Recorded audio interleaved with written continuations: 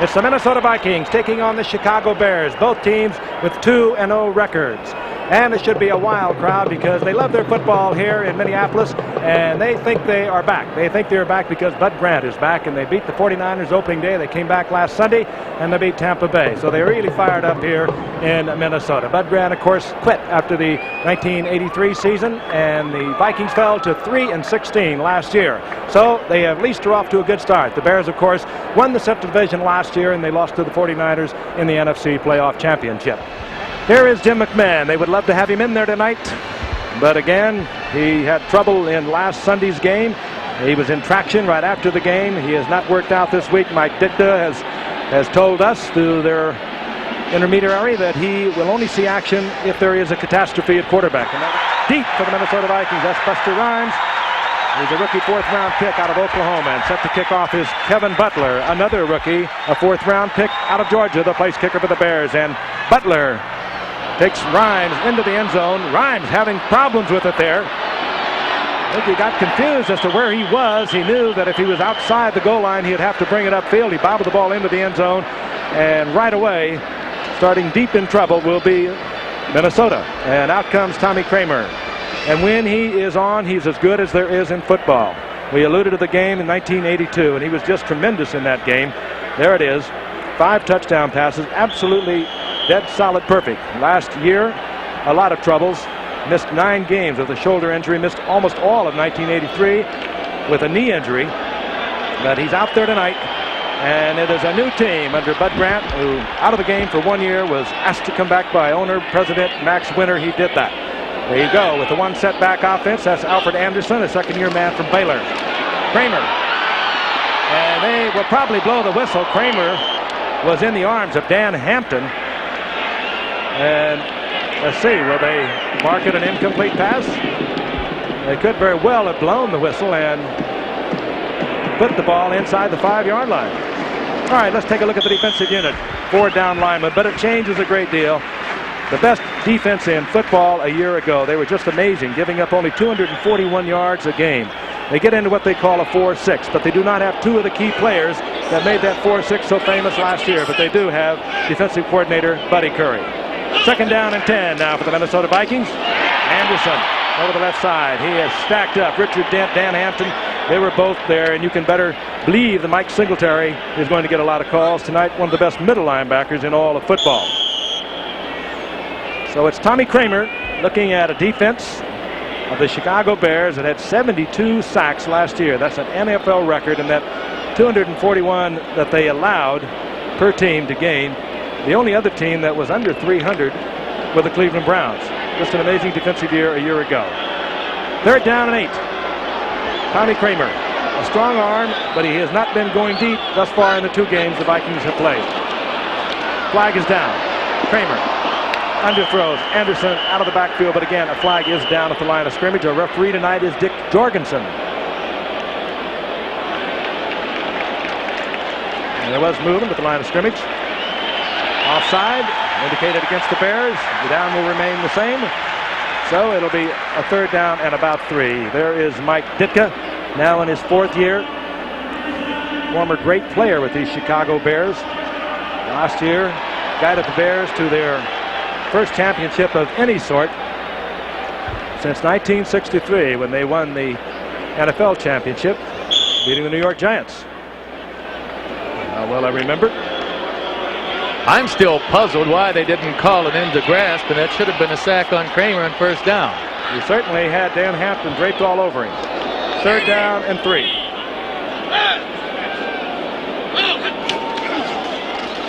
Kramer back. Gets time, trying to get it deep, and almost had that picked off. A great move by Leo Lewis, reaching over Dave Durison to avoid the interception. Good move, O.J. Excellent move. As you know, Leo Lewis had a good game on Monday Night Football for us one time last year. He is not open on this play, so I'm a little surprised Kramer went to him, but he did an excellent job of playing defense, got in there and prevented the interception. Dave Durison in that lineup because Todd Bell, the all-pro safety, remains a holdout for these Bears. Greg Coleman punts away. This is Ken Taylor, a rookie from Oregon State. And Taylor is going to get the Bears really fine field position inside the 45 of the Minnesota Vikings. A 49-yard punt and a 21-yard return. And let's meet the offensive unit of the Chicago Bears. Out comes Steve Fuller. We told you about him. We watched him in San Diego. He made 4 starts a year ago, and then of course he was the quarterback of record throughout the playoffs. We had him on his 4th start in San Diego. He was hurt in that. They trotted out Rusty Leash, who started at 2 in the next game. Peyton, as a matter of fact, played quarterback in the next game. And then they brought in Greg Landry for the season's finale. They won both of those games, by the way, to win the Central Division and then move on to the NFC Championship. First down and 10, the Bears. 44-yard line of the Minnesota Vikings. The Vikings show a blitz, and Walter Payton, with sore ribs and all, moves inside the 40-yard line. Gain of almost 4. Call it 3. It'll be 2nd and 7 as we take a look at the 3-4 that the Vikings play a lot of. They're going to play a lot of 4-3 tonight. I think Bud Grant likes to go back to it. He more or less is more familiar with the 4-3 than the 3-4. And of course, the big man is Scott Studwell, number 55 at linebacker. He annually leads these Vikings in tackles. 2nd and 7. Steve Fuller, who was a starter for 3 years with Kansas City before being traded to the Rams in '83. So what we have out here is not an inexperienced quarterback, it's Steve Fuller. That's Dennis Johnson just submarining under, and Peyton is held for about a yard. It'll be 3rd and 5, and it should put Steve Fuller into his first passing situation.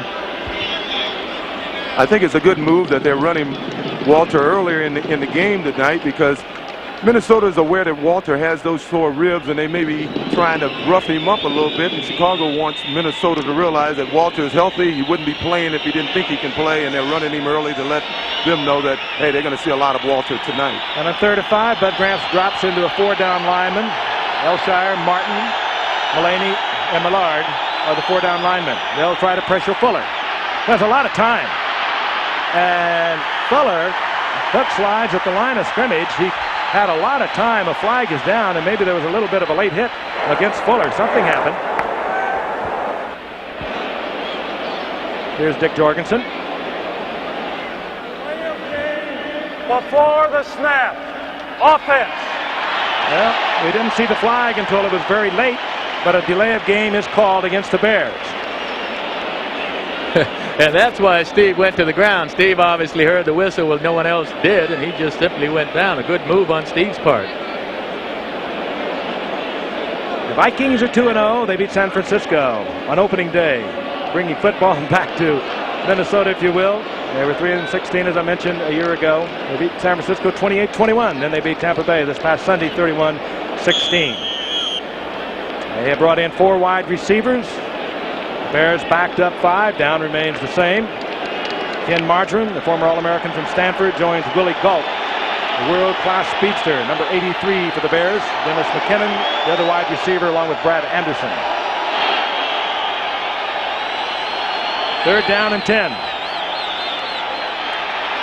Fuller dumps it off to Peyton in the open field.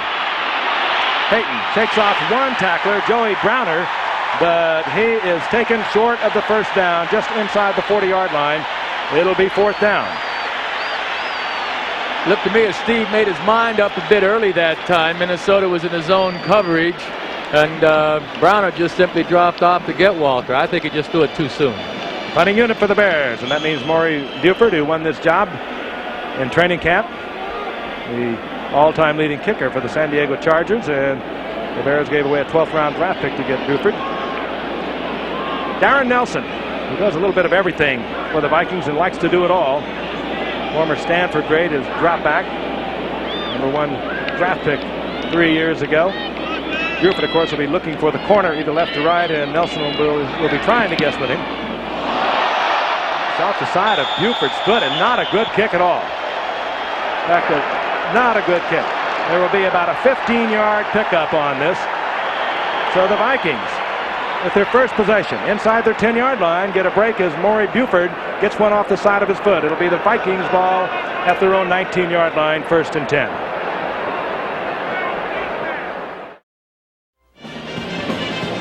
Back at the Metrodome in Minneapolis, the Minnesota Vikings at the 19-yard line, 1st down and 10. And after they knocked off San Francisco in the opener here, this town really got turned upside down. Bud Grant, who took the year off, came back, replaced Les Steckel, who was here for a 3-13 season a year ago. But the Vikings have really not done it themselves. The teams have done it to the Vikings. Vikings have had 12 turnovers, and they had 7 against the 49ers, and they won going away at 28-21. First down and 10. Tommy Kramer back. Has a lot of time. Dumps it off. That's the tight end, Steve Jordan, and Jordan is close to a Viking first down as Dave Dorison made the stop. But Jordan started out blocking on the play because it was an overship toward him. And after he let go of the man that was rushing, he simply fell off, and he was an outlet man there, and that's why they get the yardage. You know, it looked as though Tommy Kramer had a lot of time, but I think he was anticipating he was not going to have a lot of time because, as I mentioned, these Bears had 72 sacks a year ago, and he might just have been a little antsy getting out of that pocket a little early. In any event, the first down is made by Steve Jordan. Vikings up close to their own 30-yard line. 4.5 minutes have elapsed here in the first quarter. No score as we watch Alfred Anderson. He had started off really well in his rookie season a year ago and has kind of slowed down from a fast start as a rookie. We saw him, O.J., against the Redskins last year, and he had a tremendous night. Yes, he was running hard and positive, but I think he took a little beating last year. He sort of wore down as the season went on. Now, on that first play, that was an ugly play that they got for first down, but that's the only way Minnesota will be able to win tonight. They're going to have individual efforts like that. It may not be pretty, but that's what they're going to have to win. It's a Bud Grant football team. The offense is directed by Jerry Burns. He's been with Grant for a lot of years. Tommy Kramer's back on 2nd and 9. Picked off. That's Leslie Frazier. So the Bears almost got the turnover on the first series. This time they do get it, and Frazier brings it all the way back to the 38-yard line. Kramer upset with that one. He knew that was not one he should have let go. Let's take a look at it from his position, Joe. Well, it's a nice play action fake, but I'm afraid this is a pass that Tommy wish he wouldn't have thrown. He just simply throws a bad pass right into the defender's hands. Well, Leslie Frazier has given the Bears the first turnover of the night, and the Bears are at the 37-yard line of the Minnesota Vikings. More than 5 minutes to play. Bears almost got it. An interception on the Vikings' first possession. So maybe Kramer a little shaky getting started here tonight. Peyton in the tailback spot for the Bears. Fuller reading the blitz. I believe it was an automatic. He goes to Galt. Galt gets the first down at the 25-yard line. There is Leslie Frazier, fine cornerback. He had a 29-yard touchdown of an interception last Sunday off Steve DeBerg against Tampa Bay. Again, looking back at that last interception, we wonder why a quarterback of Kramer's stature throws an interception like that, and I just have to believe he simply didn't see. These offensive and defensive linemen are mighty big. Jumping around a little in that pocket also. Bears can make you do that. At the 25-yard line, 1st and 10. This is Peyton following Matt Suey. And Walter Payton, every time he gets a yard, is tacked on to his all-time rushing record. He's well over 13,000, coming in tonight at 13,468 yards. But I think the most remarkable thing about Walter, O.J., you would know better than I, he has started 139 consecutive games. Now, for a running back to do that, considering Dorsett is the next closest to him at 67, that's truly amazing. It's a testament to Walter's conditioning. This guy works out harder than anybody, and he goes in the game in the proper frame of mind all the time. 31 years old, Walter Payton. That's the time remaining in the first quarter. No score. 2nd down and 6. The ball near the 20-yard line of the Vikings. McKinnon in motion. Willie Galt. And Galt with that great speed just explodes inside the 10-yard line, down close to the 8-yard line before he's tackled by Studwell. Willie Galt only has had 5 receptions in the first 2 games. They've hit him twice already tonight. What a beautiful play this is. Mark Forts and Jim Covert get out there on the screen pass, and it looked like a couple of Mack trucks coming downfield. I'd get out of their way, too, if I was a defensive back. And Willie Galt, of course, would have, perhaps had he not signed the contract with the Bears, would have perhaps represented our country in the Olympics as either a sprinter or a hurdler in 1984. Peyton is strong, struggles to the 6-yard line. Gets about 2.5 out of it. That's typical Walter. He always looked like a pinball machine to me, like a ball bouncing around. I don't think there's ever been a great running back that gets hit as much as Walter, but he's so strong and he's so competitive. He just bounce off guys and break tackles. It's the first game many, many years ago. And right now, Walter has traveled on the ground over 7 miles, if you can believe that. And considering how he's averaging a little over 4 yards a pop, he's gone over 7 miles, getting knocked down every 4.5 yards.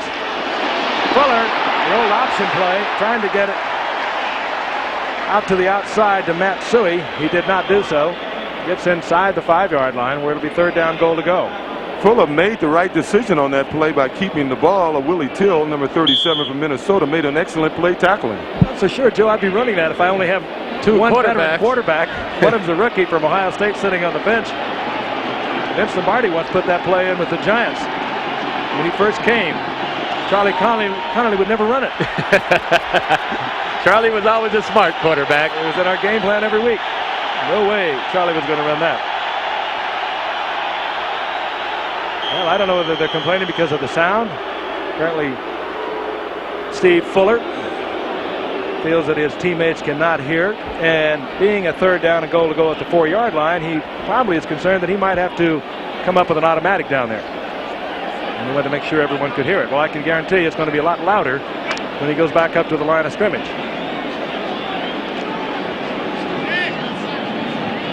Interesting. We have a piece coming up at halftime. I think you'll find quite interesting, dealing with the use of radio headsets and microphones by the quarterback. They experimented with it in spring training this past season, as they did with also video replays of calls. And we understand there is a movement alive now to bring that back for the playoffs this year. Well, they're trying to quiet the crowd. We had a play, as a matter of fact, reversed out in San Francisco in a preseason game. And Dick Schaap is going to talk about those 2 experiments during the preseason at halftime. Very interesting piece. 3rd down, goal to go. There's Mike Ditka looking on. And he was playing. He'd walk up there and get it on with him.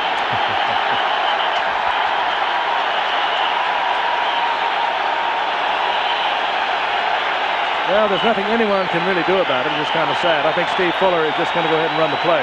No, Steve's a veteran. He's been around. He's not going to make the mistake of snapping the ball or have the ball snapped with the noise going on. And the Viking players are trying to quiet it down. There really isn't that much noise at this point. Now we're starting to get some. Now we have a different decibel count. They're beginning to boo Steve Fuller. Steve Fuller stepping away once again. 3rd down, goal to go, in case you forgot. Walter Payton. Payton slowed up first by Elshire, and then he turns right into the pursuit, and he'll lose a couple of yards, and we will see Kevin Butler. Well, that's typical of Minnesota this year. They've given up a lot of yards. They've been outgained by both teams that they played previous to tonight, but when they get down around their own goal line, they toughen up, and they make the big play defensively. Here's Kevin Butler, the rookie 4th-round draft pick out of Georgia. Had a great career at Georgia. Did some miraculous things, whole bunch of NCAA records that he set. He's 3 of 5 thus far in 2 games, and this will be a 24-yard attempt. Fuller, the quarterback, is the holder.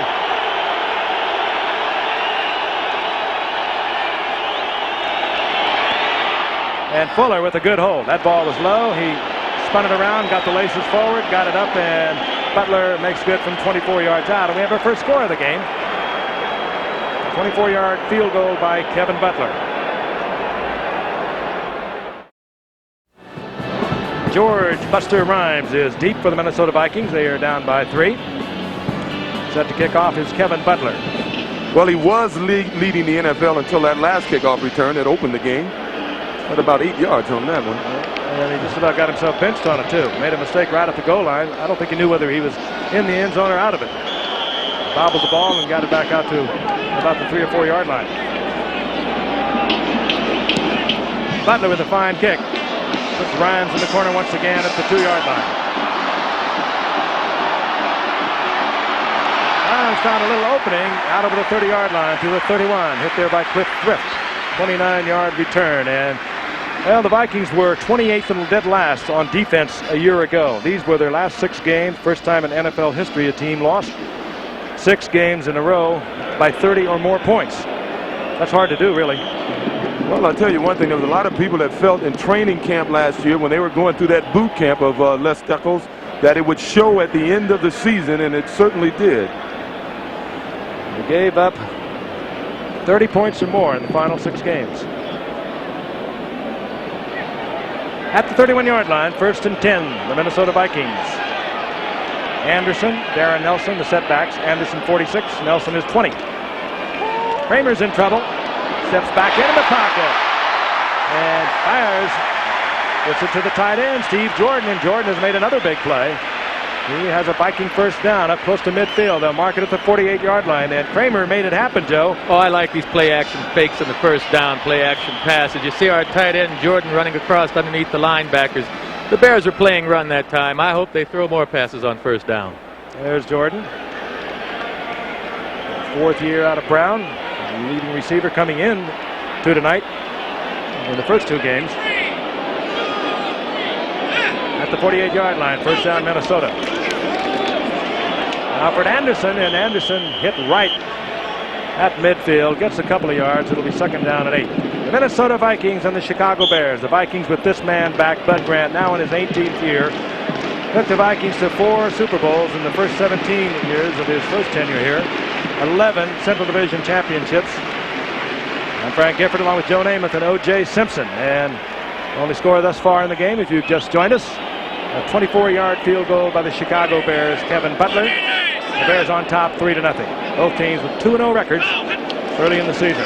On 2nd and 8, Kramer dinks it to Darren Nelson, who makes 2 good moves. And Nelson, that'll be about 4 of the toughest yards he'll ever pick up. Hammered twice, short of the first down, but it will be about 4 yards short. Good effort by Nelson. Yes, that's what they're trying to do. Take advantage instead of running on 1st and 2nd down. Get the short passes and hope people like Nelson can make something happen. Nelson did the best he could on that play, but got to say something about that Bear swarming defense. You won't see Mike Singletary miss many tackles, and that is a good swarming defense. They rallied around the ball. Darren Nelson, brilliant career at Stanford, #1 draft pick here in 1982.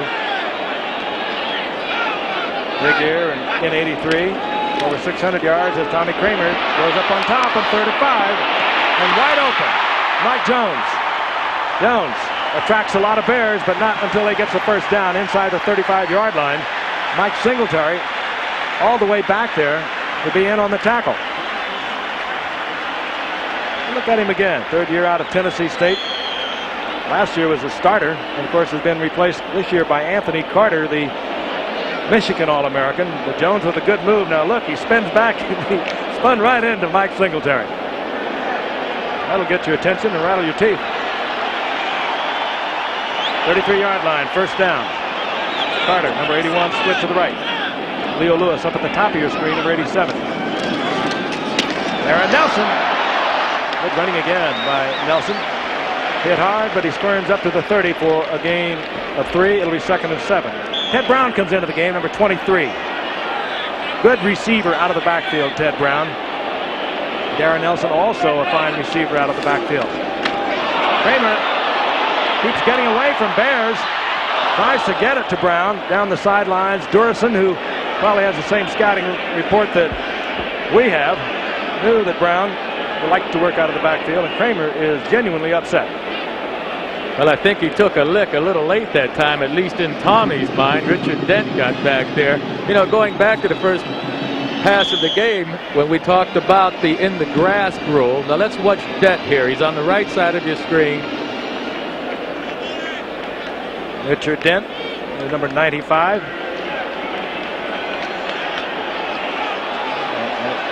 Well, I guess we won't get to see it. But in the grass rule means that the defender must have control of the quarterback. 3rd and 6, shotgun for Minnesota and Tommy Kramer. Again, pressure. Fires it, gets it to Mike Jones again, and Jones will have another first down. And Tommy Kramer is beginning to find the mark, and he has been chased out of the pocket almost on each occasion. Kramer Kramer is beginning to look like a former Viking Fran Tarkenton. I didn't realize he was this adept at scrambling in the pocket, but he's done an excellent job of finding and making time for himself, finding his receiver and getting the ball to them. Another ugly play, but it's working. But effective. A little more than 2 minutes remaining in the first quarter. Bears leading the Minnesota Vikings 3-0. Both teams undefeated in the early going of this 1985 season. Darren Nelson. Got a block from Brown, but that pursuing Bear defense holds it just inside the 15-yard line. A gain of a couple. Mike Hartenstein, the defensive left end for the Bears, the key man on the stop. Well, they ran that time just into the strength of the defense. The Bears' defensive line was overshifted to the strong side. They had 3 big linemen over there, and then, of course, Dave Dorison, as you mentioned, came across the line of scrimmage and turned him in. 2nd down and 8. I mentioned that Todd Bell, the all-pro safety for the Bears, remains a holdout, as does Al Harris, a fine defensive linebacker. Bears unable to come to terms with those 2 players. 2nd and 8. Kramer's back again. This time Kramer will not get away from McMichael. They have been pressuring almost every play. This time they got Tommy back at the original line of scrimmage. As a matter of fact, they'll lose from the original line of scrimmage. It'll be 3rd down and 11. Well, you credit Richard Dent on that play, number 95, because Kramer wanted to go to Leo Lewis. Leo was open. Dent beat his man at the line of scrimmage, and he jumped up in the air and took the passing lane away from Kramer. That's the first time this season that Tommy has been sacked. 3rd down and 11, and a tough down. This is when the Bears, who love to rush the passer, just pin their ears back, turn it all loose. They have the 4 down linemen, as you can see. Dent, Hampton, McMichael, and Hartenstein. Kramer dancing around, trying to find a receiver. He does, gets it to Mike Jones. Jones will be close to a 1st down. Perhaps short. Finsick and Sean Gale made the stop on Jones, but again, Kramer, with all kinds of pressure, all kinds of Bears all around him, was able to get it off, and I think they're going to be just a little bit short, perhaps a yard short of the 1st down to bring up 4th down, and will we see Jan Stenerud? Out he comes. The old fella. Most prolific field goal kicker in the history of the game at 42 years old. He has now kicked 359 of these little jobs. And a lot of big jobs in there, too.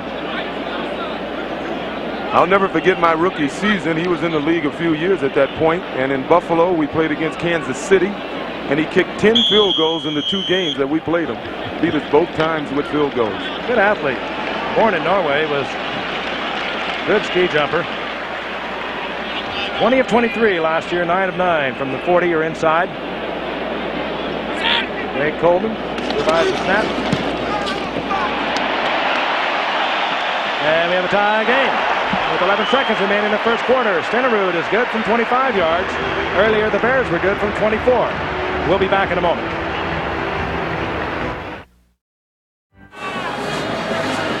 There's a sellout for tonight's game. That's nothing new here in Minnesota. They've been selling out for many years. Had a brief setback a year ago with a 3-13 record, but they feel they're back on the track with Bud Grant back as head coach, walking the sideline once again.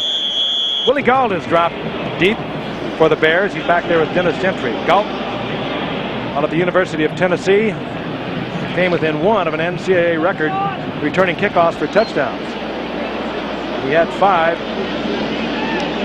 Anthony Davis of USC had 6. This is Gentry. They kick away from Gault.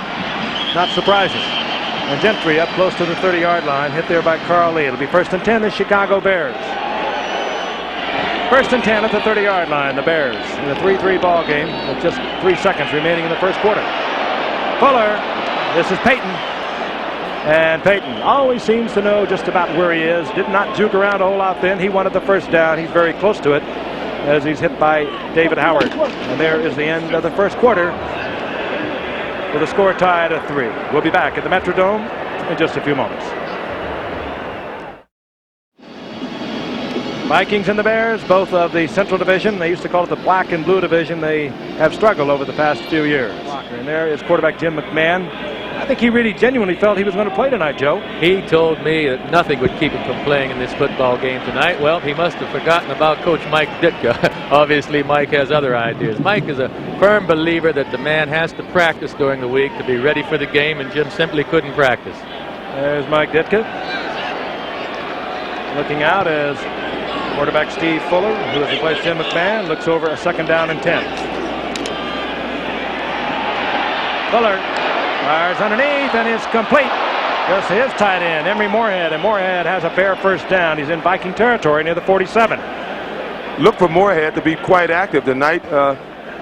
This Chicago team, normally when McMahon is in there, he doesn't go to the tight end too often, but they say when Fuller is in there, he'll throw to the backs and the tight end a little more often, and it's paying off here in the 2nd quarter with Moorhead, who we saw open all night in the game that we had Chicago and Dallas in the preseason. It was a well-thrown ball. Chris Martin had Moorhead covered like a blanket, and Fuller hit him absolutely in stride and kept the ball out of Chris Martin's reach. The 1st down is inside the 47-yard line of the Vikings. This is Matsui. Walter Payton with a block out front. It was Tim Newton sliding out, big Tim Newton, from his nose tackle position to take part in that tackle. Gain of a couple. It'll be 2nd down and 8 as we look at the 1st quarter stats. Just a lot of jockeying back and forth. Minnesota with a slide edge. And we have a 3-3 game. You know, this is the 3rd straight play, and only the first 3 plays that Minnesota's used a 3-4 defense, and they've crossed up the Bears, I believe, in their running game. I think Bud Grant kind of likes that 4-3. He'll go with whatever he has in terms of personnel. No question. A fine coach over the years. He's back to the 4-3 now. 2nd down and 8. Moorhead, number 87, in motion. The blitz is on. Fuller with a lot of time trying to get the ball to Willie Galt, and Willie Teal was right with him, and that's a tough man to stay with. He has that 9-0 speed. Well, Galt appeared to have good position on Teal. If Fuller could have gotten the ball out front, I think Willie would have ran away from Teal and wouldn't gotten it, but it wasn't a well-thrown pass. Willie didn't make a particularly good adjustment to the ball either. 3rd down and 8. Dennis McKinnon, 85. Ken Marjoram, good receiver underneath. Number 82 is in there along with Willie Galt. We'll watch Fuller from the shotgun.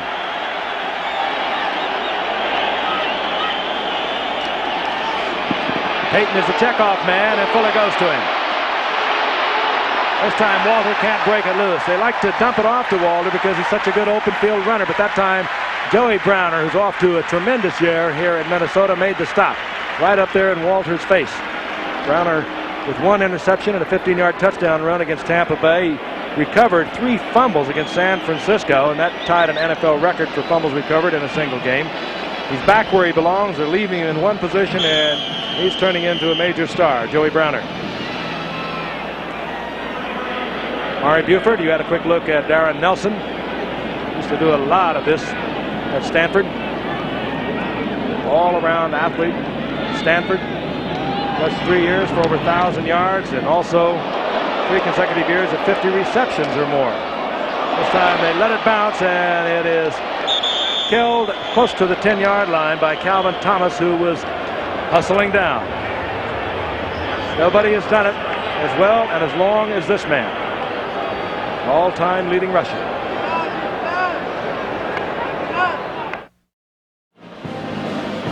It really is amazing, but the NFC Central Division not been one of your tougher divisions over the past few years. They've had a combined record of 102 wins and 161 losses and 2 ties to teams from outside of their division. And Detroit, of course, the other team that has a 2-0 record. Last year, Central Division teams played, what did they play? 39 teams outside of the division. They won 11 and lost 28. First and 10, Minnesota, and Kramer is back again. Leo Lewis is there at the 20-yard line, short of the 1st down. Leslie Frazier on the coverage. Yeah, they got some slight outside receivers. Over on the right side is Anthony Carter, the USFLer. He had such a great career with first Michigan, then at Oakland. He's 5'11", 162 pounds, and Leo Lewis is 5'8", 172 as Dick Jorgensen is going to call for a measurement. But they will come across the middle. O.J. mentioned a moment ago that Leo Lewis had a big game against the Redskins last year. We know what Anthony Carter can do. Well, you know Leo Lewis has to be a favorite of Bud Grant's, as it appears they have the first down. Bud played with his father up in Canada, and his father was Leo Sr., is a member of the Canadian Hall of Fame. Football Hall of Fame, that is.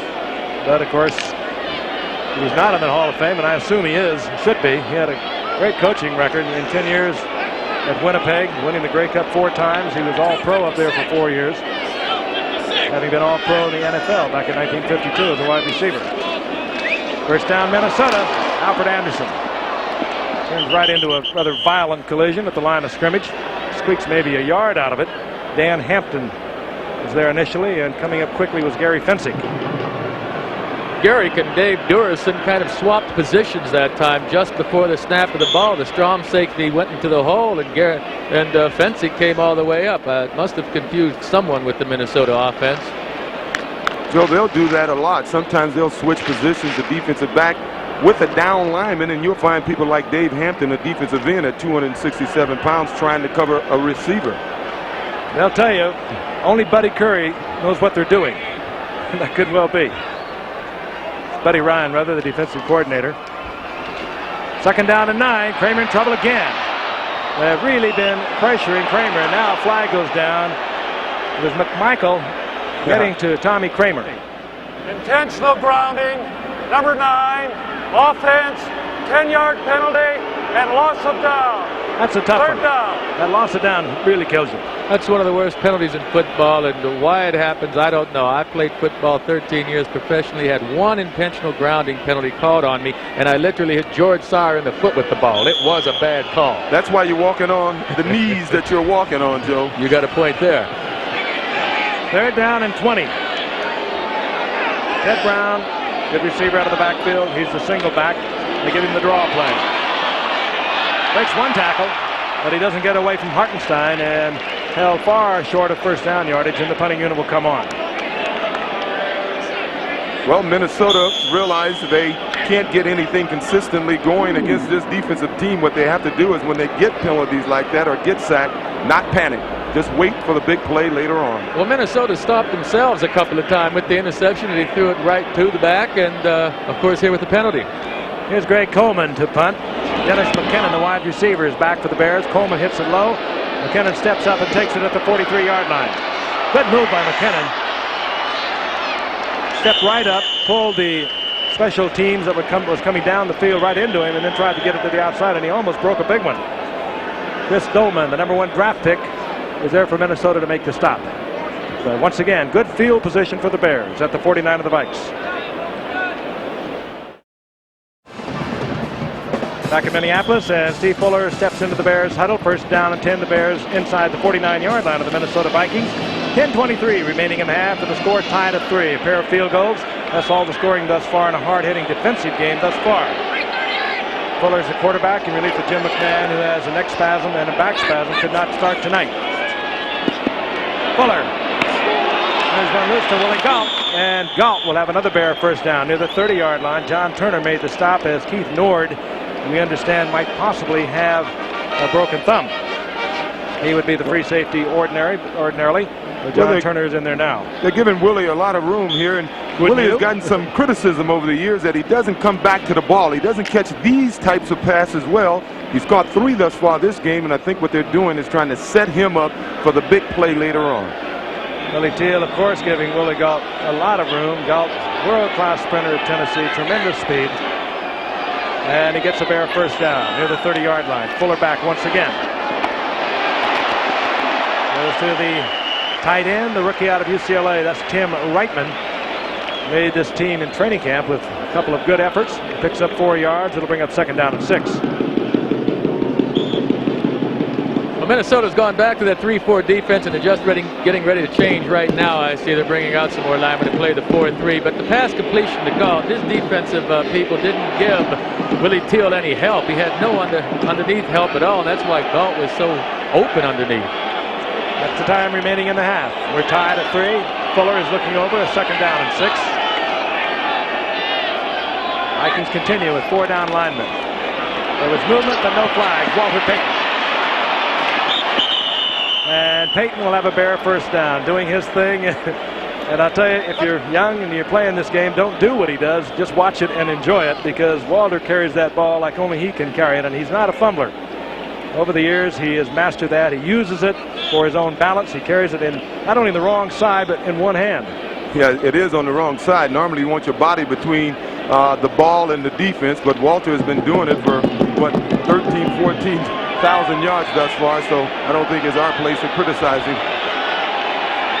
Heading on towards 14,000 yards is Walter Payton, looking for his 100th touchdown. He needs 2. He could get it tonight. On 1st and 10, this is Calvin Thomas.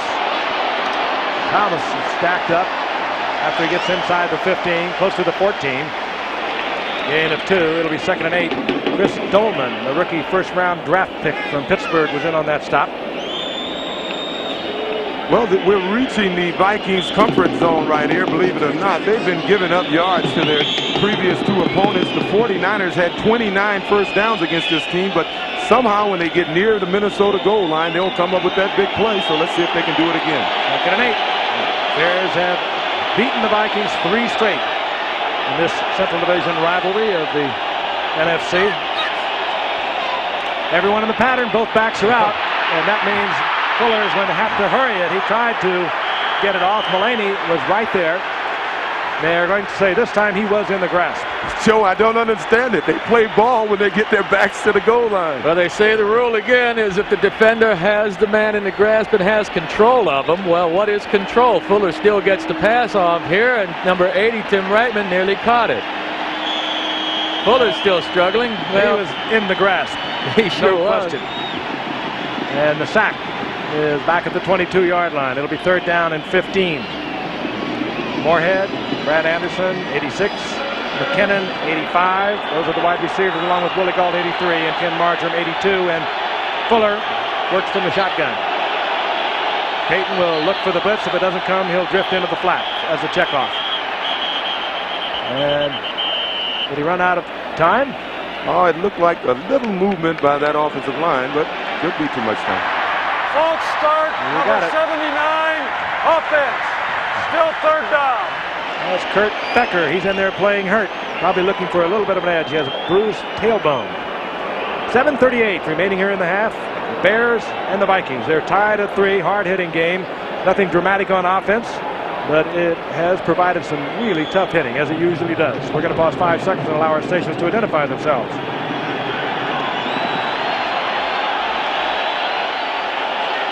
Third down, long yardage. The ball after the penalty back at the 27-yard line. They need to get to the 6 for a first down. Watch for Gault here. Going deep for Gault. And it's picked off. Once again. Good effort. Carl Lee was back there. He started as a free safety, lost that job this year to Keith Nord. Nord is out of there tonight.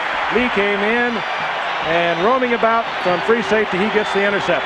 Certainly a bad decision on Steve Fuller's part. They had an opportunity for 3 points down here in close. They had 2 men that time covering Gault. Throw the ball away. Don't put it up for grabs. You're outnumbered over there in the corner. Another turnover for the Vikings. They had 12 in their first 2 games. 7 times they got it from San Francisco, 5 times from Tampa Bay. I just have to believe that Jim McMahon would make a difference in this game, and I'm sure the Chicago Bears feel that way. They're certainly not going to give up on Fuller, but McMahon has a way of making things happen out there. Good things, positive things. Lee with the interception, and the Vikings have the ball near their own 20-yard line on the touchback. Just inside. That's a lateral, and it goes to Darren Nelson. He handles it. Good move on the outside, and Nelson out over the 25 to the 26. Gain of 6 as Otis Wilson provided the stop. Darren Nelson, 5'9", 185-pounder. He did so many brilliant things at Stanford University. They use him in a lot of ways here. He was Bud Grant's #1 pick in 1982. Had a tough year last year, but in '83 he was spectacular. 2nd down and 4. Once again, a reminder at halftime, we'll be talking with Eric Dickinson. We'll be talking to him live, and we'll be watching him Monday night against the Seahawks. Kramer Anthony Carter was floating around down in the area, but Kramer had to release that ball long before Carter had made his break. Now that was the problem that time. Anthony Carter just waited too long to make his break, and of course Tommy had to release it. It looked like Carter was open, but it was way too late. Well, that's a pretty gutsy call, whoever is making the call, and I assume Jerry Burns, he usually does from the sidelines, but I think that the pressure that Tommy's been getting throughout this entire first half might preclude trying to go up too deep. He had to hurry that one. 3rd down and 4 from the shotgun. Here come the folks. And Kramer, seeing that they were coming, has to hurry it. He underthrows Leo Lewis. It's 4th down. We'll see the punter, Greg Coleman. Yeah, Tommy is certainly upset with himself. He had him wide open. He read the coverage beautifully, just threw a lousy pass.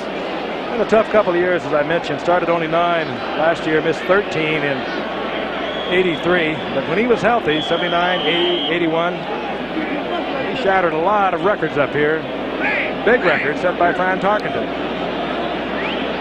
He can get very hot. Here's Greg Coleman. McKinnon respecting Coleman. He bobbles the ball. Coleman still bobbles the ball. A flag is down. The ball is covered by the Bears. John Gale has the football, but a flag is down at the line of scrimmage. It was recovered by them. Illegal formation. Offense, only 6 men on the line of scrimmage. Decline. 1st down. Another turnover for the Vikings, and here in the early part of the season, they've been living on it. They really have. They've been outgained 838 yards to 530. They've averaged only 2.6 rushing, and they've allowed 5.6 against them, but they now have 14 turnovers. And that's the first fumble, we understand, of Greg Coleman's career. And perhaps the first time he kicked it in that particular position. Dive on that football. 1st down and 10. Peyton. An idea of just how strong Peyton is. He just hammers his way for a couple of extra yards to the 15-yard line, gets 7 out of it. It'll be 2nd down and 3. And there's Sean Gale. Fine-looking defensive back prospect in his 2nd year out of Ohio State. They use him a lot back there as a 5th back. 2nd and 3 as Walter Payton pounds his way to the 15-yard line. Top of your screen is Dennis McKinnon. Willie Galt is to the right. Walter Payton. And Payton near the 5-yard line. They'll mark it at the 6. John Turner there defensively for the Vikings. And it'll be 1st down, goal to go. The thing you got to like about Walter is that when he gets near the goal line, he never wastes any yards. A lot of backs would cut outside here, get tackled. Walter picked up 5 extra yards because he went straight ahead, going for that goal line. And I know the thing Walter has to like is Jim Covert and Mark Bortz. Boy, they really opened up a hole over there on the left side. 2 plays in a row. 1st down, goal to go, the Bears. We're tied at 3 with a little more than 5 minutes remaining in the first half. Both teams 2-0 into tonight's game. Payton. Payton pecking, looking, and then turning on the power. Gets down to close to the 2-yard line. David Howard, former USFLer with the LA Express, made the stop, number 99. He's been busy tonight. You know, there's an old rule that quarterbacks use. If you have something going for you, keep after it. That's 3 plays in a row. They ran Walter to that left side, and they're continuing to gain yardage. You don't want to go to the well too often, but let's see if they can stop you. You know, keep running there until they do stop you. 2nd down, goal to go. The ball at the 2-yard line. This is just about over the top range for Walter Payton. He can fly just about as well as Marcus Allen. And that time, Payton tried to just bull his way in, gets to the 1-yard line where it'll be 3rd down, goal to go. Payton with 98 career touchdowns. Well, when you want a back to go over the top, you normally will line him up in that short I formation so he can get sort of a launching pad going for him, a little runway. On that play, there was not much Walter could have done. There was not much blocking on the left side of that Chicago offensive line, and Walter got the most out of it. 3rd down, goal to go. You mean we went to the well one too many times? Well, we may see him take off on this one, though. They're Got in him that deep in short the eye. eye. Reitman is in there, the other tight end.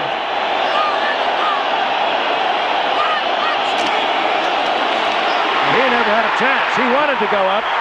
Joey Browner came around the horn, made the hit. It'll be 4th down and decision time for Mike Ditka. Hey, he was trying to launch himself over the top. And I think Ditka has made his decision. Let's get 3 more. Kevin Butler has come out, and what a great defensive effort. They had surged across, beaten the Bears on the offensive charge, and gave Browner time to come around the horn and make the stop before Payton could even launch it. Here's Kevin Butler on a 20-yard attempt. The Bears to take the lead. Steve Fuller's the holder.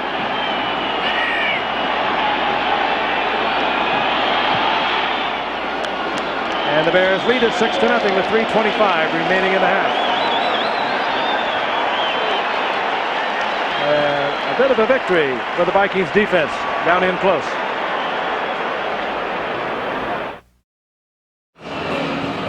There's Joey Browner. He's been a happening in Minnesota this year. He's the guy that forced that 4th down play, forced the fumble early in the game, and he's the guy who played with Ronnie Lott and Dennis Smith when he was at USC as a sophomore, and he's really come into his own this year. Pretty rapid company. He also had a touchdown return of an interception off DeBerg against Tampa Bay. Had 3 fumbles against the 49ers. Rising superstar. There is the kick of Kevin Butler. Buster Rhymes will bring it out. Big opening. You can see it developing. And Rhymes just did make it. Split the seam, and he's out to the 36-yard line. Kevin Butler had to make the save for the Bears. 1st and 10 at the 36-yard line. Aaron Nelson, right side. Ball coming loose, but I think they've blown it dead at the 39-yard line. It'll be a 3-yard pickup. 2nd down and 7. 3:05, and the clock is moving. And at the moment, the Bears leading 6-3. You know, you mentioned that Seattle game. I'm really looking forward to getting up there. With Warner back, they are an explosive offense. Chuck Knox has got that team thinking Super Bowl this early in the season. They really are a good football team. Darrell Turner on the outside. That's going to do nothing the way he's developing but help Steve Largent. Not that he needs it. 2 remarkable receivers now with the Seahawks. 2nd and long. Kramer's back. Here comes the full blitz. Kramer ducked under it. And of course, a single coverage downfield, and Anthony Carter gets his first reception of the night. Good move again by Kramer. Dan Hampton was all over Kramer. He was the main bear that Kramer had to get under, number 99. Well, Kramer should have been dead on the blitz, number 50.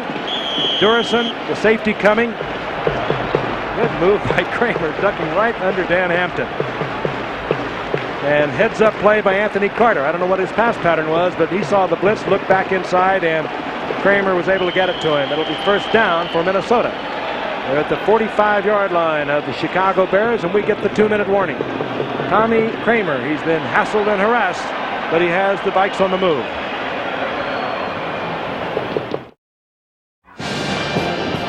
Two minutes remaining in the first half. The Bears lead the Minnesota Vikings 6-3 in a Central Division matchup here in the NFC.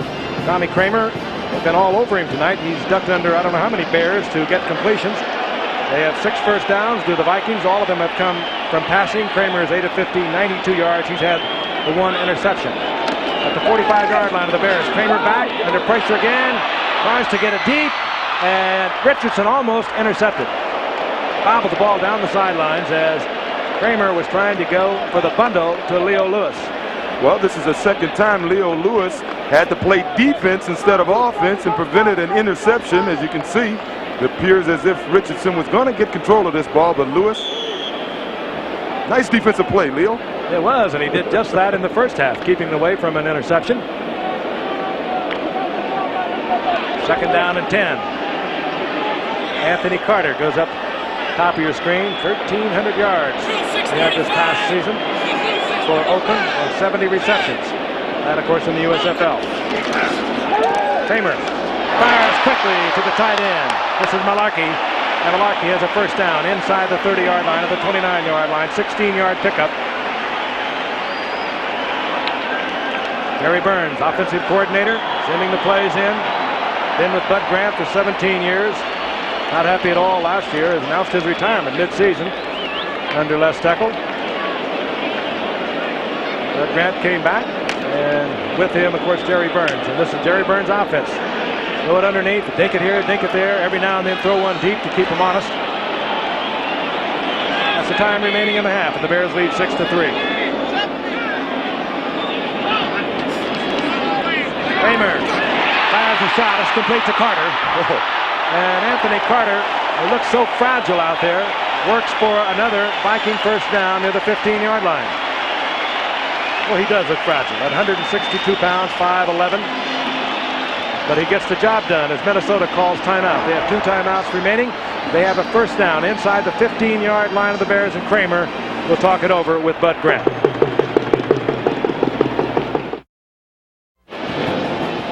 Bud Grant is back. This football team is a different-looking football team. There's no question about that. When Bud left in '83, he actually, in the prior 6 years, had been just coaching at 500. He was 44-44 in the 6 years prior to leaving after the '83 season. So in all honesty, he didn't leave Les Steckel a whole lot to work with. But a 3-13 brought him back. On 1st and 10, the Vikings at the 15-yard line of the Bears.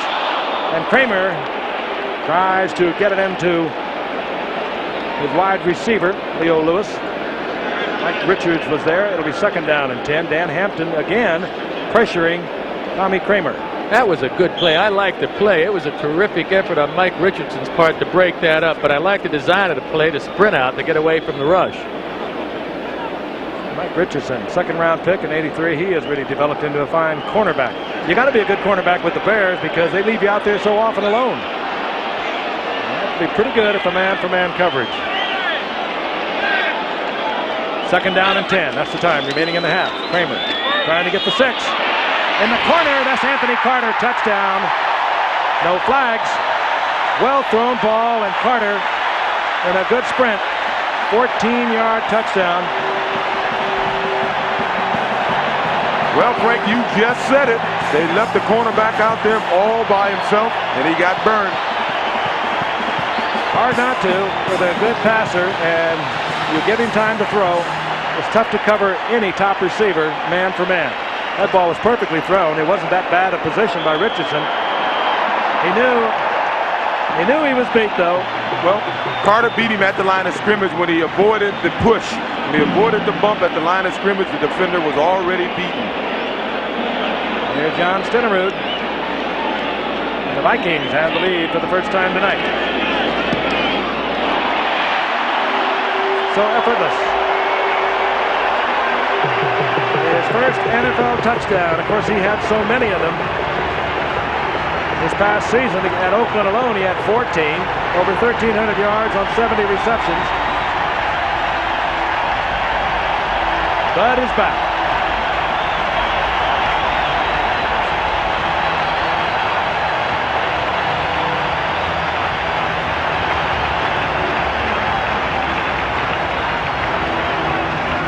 Good offensive effort on the part of the offensive team to move that football, but keep in mind twice the Bears had first down, goal to go inside the 10-yard line, and they were held twice to 3 points on each occasion.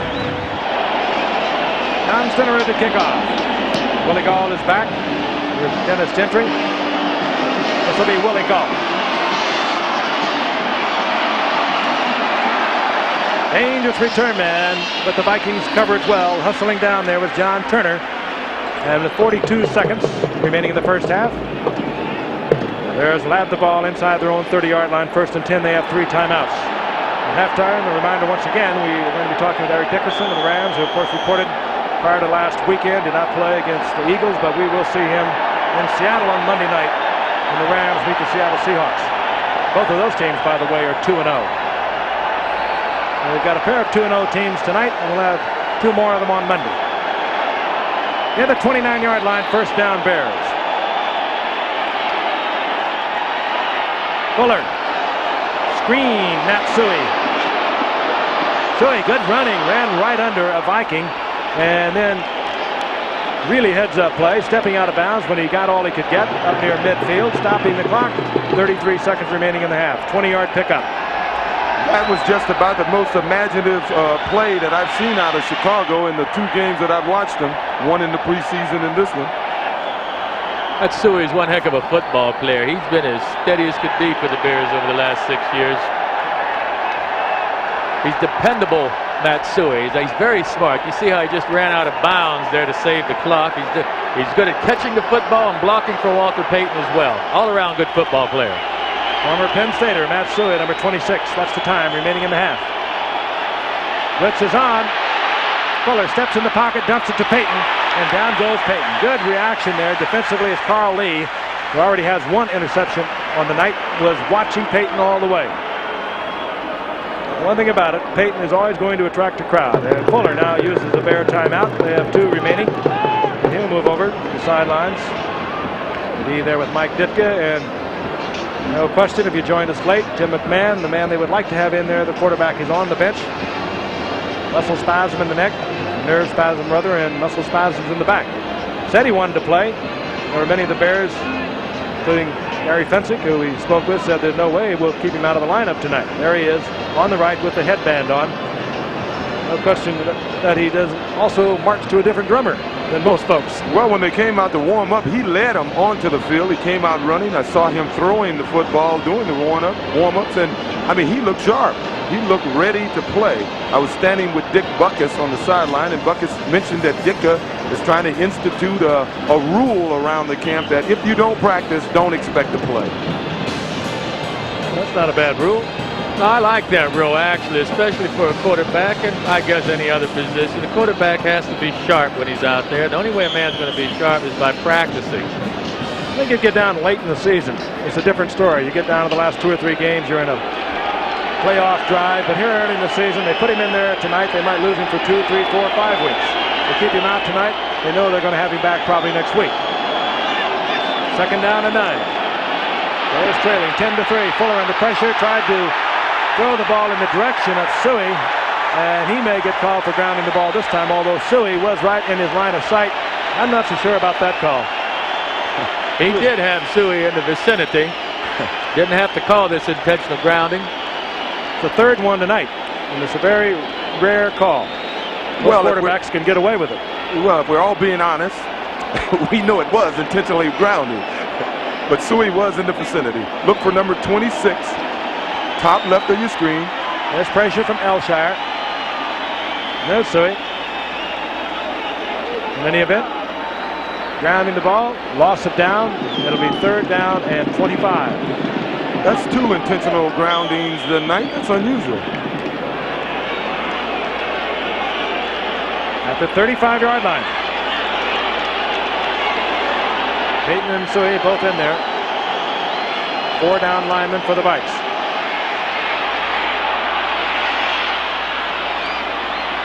Miller fires. That's Emery Moorhead. No, he comes down out of bounds. Incomplete. It'll be 4th down. Well, we got a flag. I don't know if he went beyond the line of scrimmage before he threw the ball, or if a lineman had released. He was very close to it. Flag is down right on the line of scrimmage. Again, our referee tonight, Dick Jorgensen. Illegal forward pass. Number 4, offense, 5 yards, loss of down, 4th down. Another loss of down, consecutive loss of down penalties, and the punting unit will come on with 14 seconds remaining in the half. The Vikings have blocked 1 punt this year. I wouldn't be surprised if they go all out to block this one, because even if they do rough the punter, there's only 14 seconds left in the game.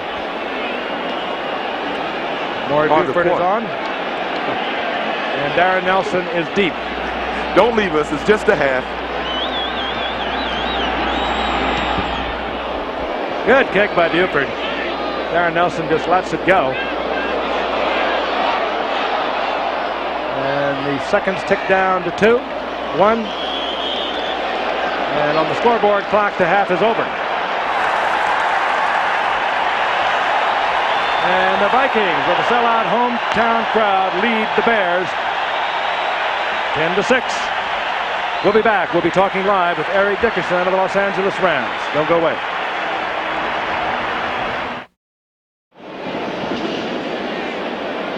Deep for the Bears. It is Willie Gault and Dennis Gentry awaiting the kick of Jan Stenerud, who will get the second half underway. Minnesota leading the Bears 10-6. Both teams undefeated in tonight's play. The Bears, of course, 10-6 last year, the defending Central Division champion. Losers to the 49ers in the NFC title game. While the Vikings were 3-13. Here's Willie Gault. Great speed, and Willie Gault finds a little bit of a gap, and he takes it out to the 43-yard line. 1st and 10 Bears. Ball near the 43-yard line. As Willie Gault, with the longest kickoff return professionally of his career, has given the Bears good field position, and a good, strong shot by Fuller. Gets the ball upfield, hitting Gault at about the 35-yard line. It'll be 1st down Bears, and they get a big one on the very first offensive play of the second half.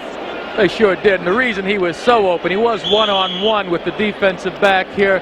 Minnesota ran a blitz, and gosh, he turned Willie Till around in a circle. And nothing dramatic in the first half on the part of either quarterback, except Tommy Kramer scrambling for his life, and he was effective. Steve Fuller was 10 of 13 in the first half, 95 yards, 1 interception. Tommy Kramer 12 of 21, 142 yards. He too had an interception. The Bears have a 1st down. It's at the 37-yard line of the Vikings, and Fuller is back under pressure. Had a man open. It was McKinnon. That one bounced right off his knee. A pass that was thrown low but could have been caught. And should have been caught. I thought it was a very nice move by Fuller to avoid the sack that time. Should have been a completed pass. Dennis McKinnon, who missed much of last year with an injury. Probably the best outside receiver, at least in terms of working underneath. Willie Gault, of course, has a great speed to the outside. But McKinnon, out of Florida State, has a lot of good moves. Got himself a touchdown pass this past Sunday against New England. Fuller from the regular tee, hands off to Suey on 2nd and 10. Matt Suey, good strong running. He'll have a 1st down. He's close to the 25-yard line, the former Penn Stater. Well, once again, we're seeing some imagination from this Chicago offense. Matt Suey lined up in a slot formation that would normally indicate he was going to go out for a pass, and ran along the line of scrimmage, and they made a nice little reverse handoff on it. There were a couple of question marks coming in tonight for the Bears. Walter Payton bruised his ribs in the New England game this past Sunday, had to leave the game in the 4th quarter, but he's been going all the way tonight. Jim McMahon was a question mark up until right before the game started, and a pinched nerve in the neck and muscle spasms in the back has benched Jim McMahon, the quarterback. And we are watching Fuller go all the way this evening. Tries to get it to Payton on 1st down. Well, he got it to Walter, but Walter was about 5 yards out of bounds, even when he threw it to him. That's the first time we've seen Jim McMahon tonight with his helmet on. He's, I think, trying to get in the way of Mike Ditka every way he can. Hey, Coach, what do you think? Ditka, that is Mike Ditka, with his coat off, shouting out to something to his offensive unit. Mike Ditka coached for 9 years under Tom Landry at the Dallas Cowboys after his career ended there.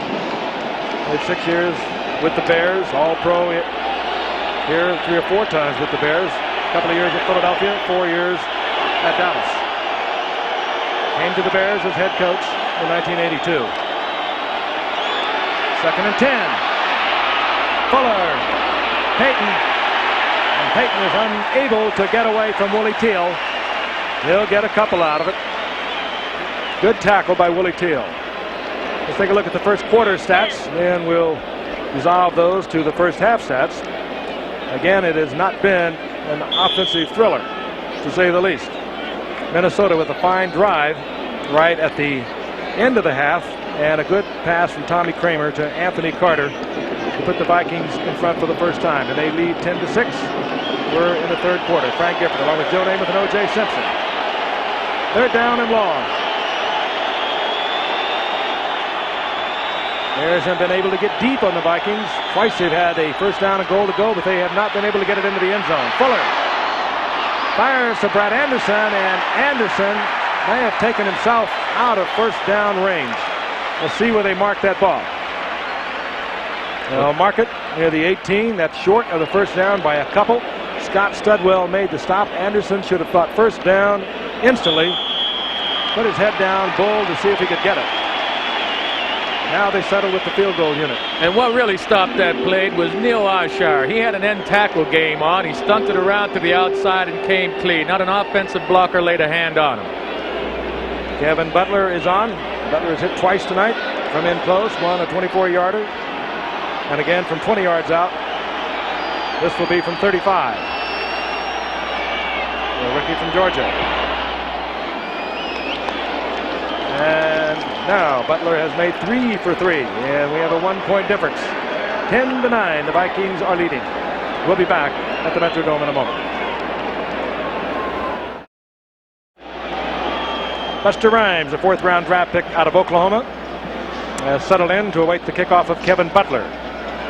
Bears now trailing the Vikes 10-9. Opening moments of the 3rd quarter here in Minneapolis. High kick by Butler. Rhymes from the 2-yard line. And Rhymes out over the 30 on a good return. Minnesota will have good field position. First down and 10, the Vikings at the 33-yard line. Kramer again chased out of the pocket. He's been chased out of that pocket, ducking under Bears all night long. This time he tries to get it incomplete to Steve Jordan. Tried to get it into Jordan across the middle, and Hampton was all over Kramer. Take a look at him in isolation. He used to play out at defensive end until Richard Dent got so good. They moved him to the inside, and he is picked up on the inside just like he used to do it from the outside. Hampton and Dent both over on that same side.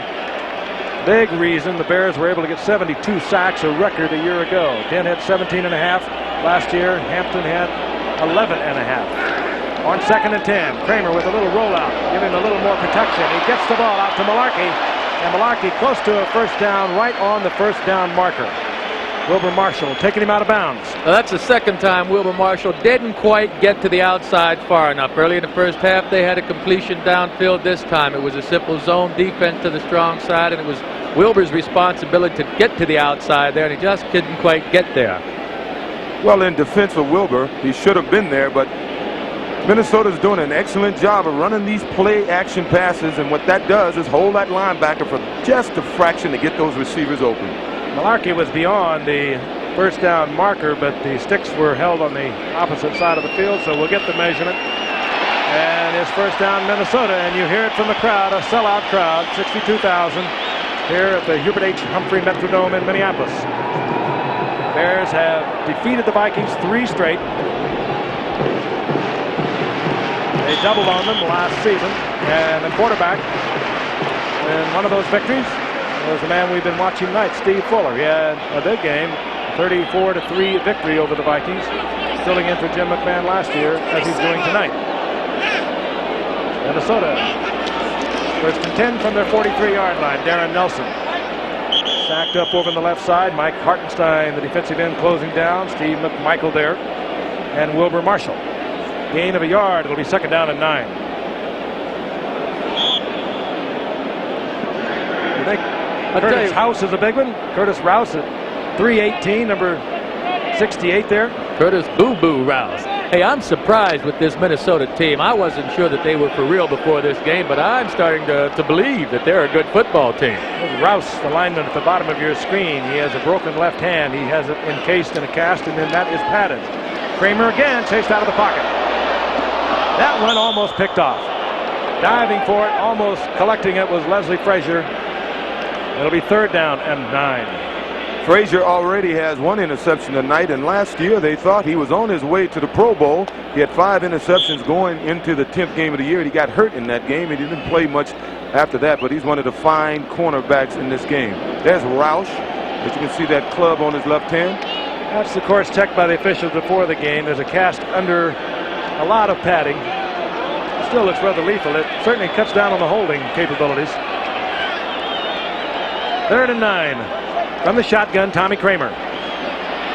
This time Kramer had some time, looks downfield, and he finds Buster Rhymes, a rookie from Oklahoma. He comes down with a Minnesota first down near the 22-yard line. Gary Fensick was back there along with Mike Singletary. The Bears in the 46 defense, they play Singletary deep. See number 50? Watch him. He'll take a drop like a safety man. Yes, he will, and the reason being Gary Fensick and Dave Durison both split the field, and they covered the outsides of the field, leaving the middle open, and that middle area is Singletary's coverage here. Very difficult for a middle linebacker to get back there that deep. What they count on is pressure on the quarterback. They count on Tommy Kramer not having the time to get that deep, and they depend on that. The defensive coordinator, Buddy Ryan, they didn't get it that time. Kramer was a little antsy in there, but his line held for him. He was able to get the completion. First down, Vikings, 21-yard line of the Bears. Vikings leading 10-9 here in the third quarter. Darren Nelson to the 20-yard line, and a flag comes late. Could be a holding call. Dan Hampton defensively there for the Bears. I think they're going to call Curtis Rouse for a holding. Holding. Number 68, offense, still first down. We know he did it with the right hand. Yeah. You know, we saw Tillman, who played with Atlanta last year. He's with the Washington Redskins this year, played with a club on his hand last year, and he went the whole season with never having a penalty call against him. You see his left arm, the bad arm he's holding with. There's nothing more frustrating to a coach than get a holding penalty on a run play. You know, Curtis weighs 318 pounds without his uniform. I wonder what he weighs out there with all the equipment on. And pulling clear to the opposite side also. Down remains the same. It's first down and 20. Field position, 32-yard line of the Bears. Anderson is in motion. Kramer fires underneath. This is Alan Rice. And Rice gets some of it back to the original line of scrimmage, where it'll be second down and 10. And Kramer complaining once again, as he was in the first half. They're getting to him a little late. Either that or holding his receiver, but Tommy will get into a football game. He gets exercised. I think he felt he was clubbed after he threw the ball across the helmet. You know, they say so much about the Bears and their rough, tough style of play. Their defensive unit was the least penalized defensive unit in the NFL last year. So they play it rough, they play it tough, but they play it relatively straight. 22-yard line, second down and 10. The option, and it goes to Anderson. Fensick put the hit on right at the line of scrimmage. Anderson bounces off and gets a yard and a half out of it.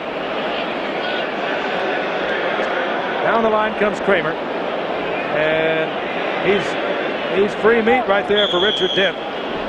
He's handling that ball as if he's running it. That's why I question that call. And Jim McMahon, I'm sure, is warming up strictly on his own. We were told that it came from Mike Ditka that he was only in there if there was a catastrophe.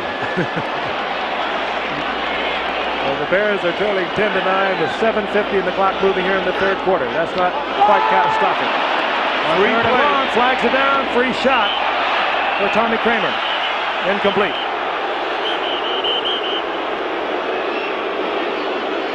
Busy referee tonight, Dick Jorgensen.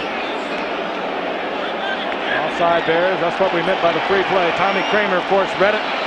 He knew he'd have a shot to put it up, as O.J. mentioned last week, I think it was. If you get that free shot, find the deepest man you got out there. Let's pause 5 seconds and allow our stations to identify themselves.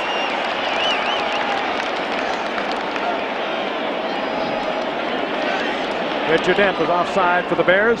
That will bring up a third down and 1 for the Minnesota Vikings. Should be interesting here. The Vikings, that's why they have 11 first downs, and all those first downs came on throwing the ball. Frank Gifford along with O.J. Simpson and Joe Namath watching two Central Division rivals as we watch the #1 draft pick coming in for the Bears. That's William Perry, the rookie from Clemson, nicknamed the Refrigerator. He's a big one. He's in on the short yardage and goal line defense. And the Vikings have a third down and 1. Anderson stretches it to the outside. He'll get the first down. Mike Richardson carrying out of bounds. Good running on Anderson's part. Nothing doing inside. He took it outside for the first down. The reason that play worked, Otis Wilson, the linebacker who had outside support, got blocked. He got hung up and was blocked to the ground. Left the outside wide open. Very close game thus far. Hard hitting. 10-9. Minnesota leading Chicago.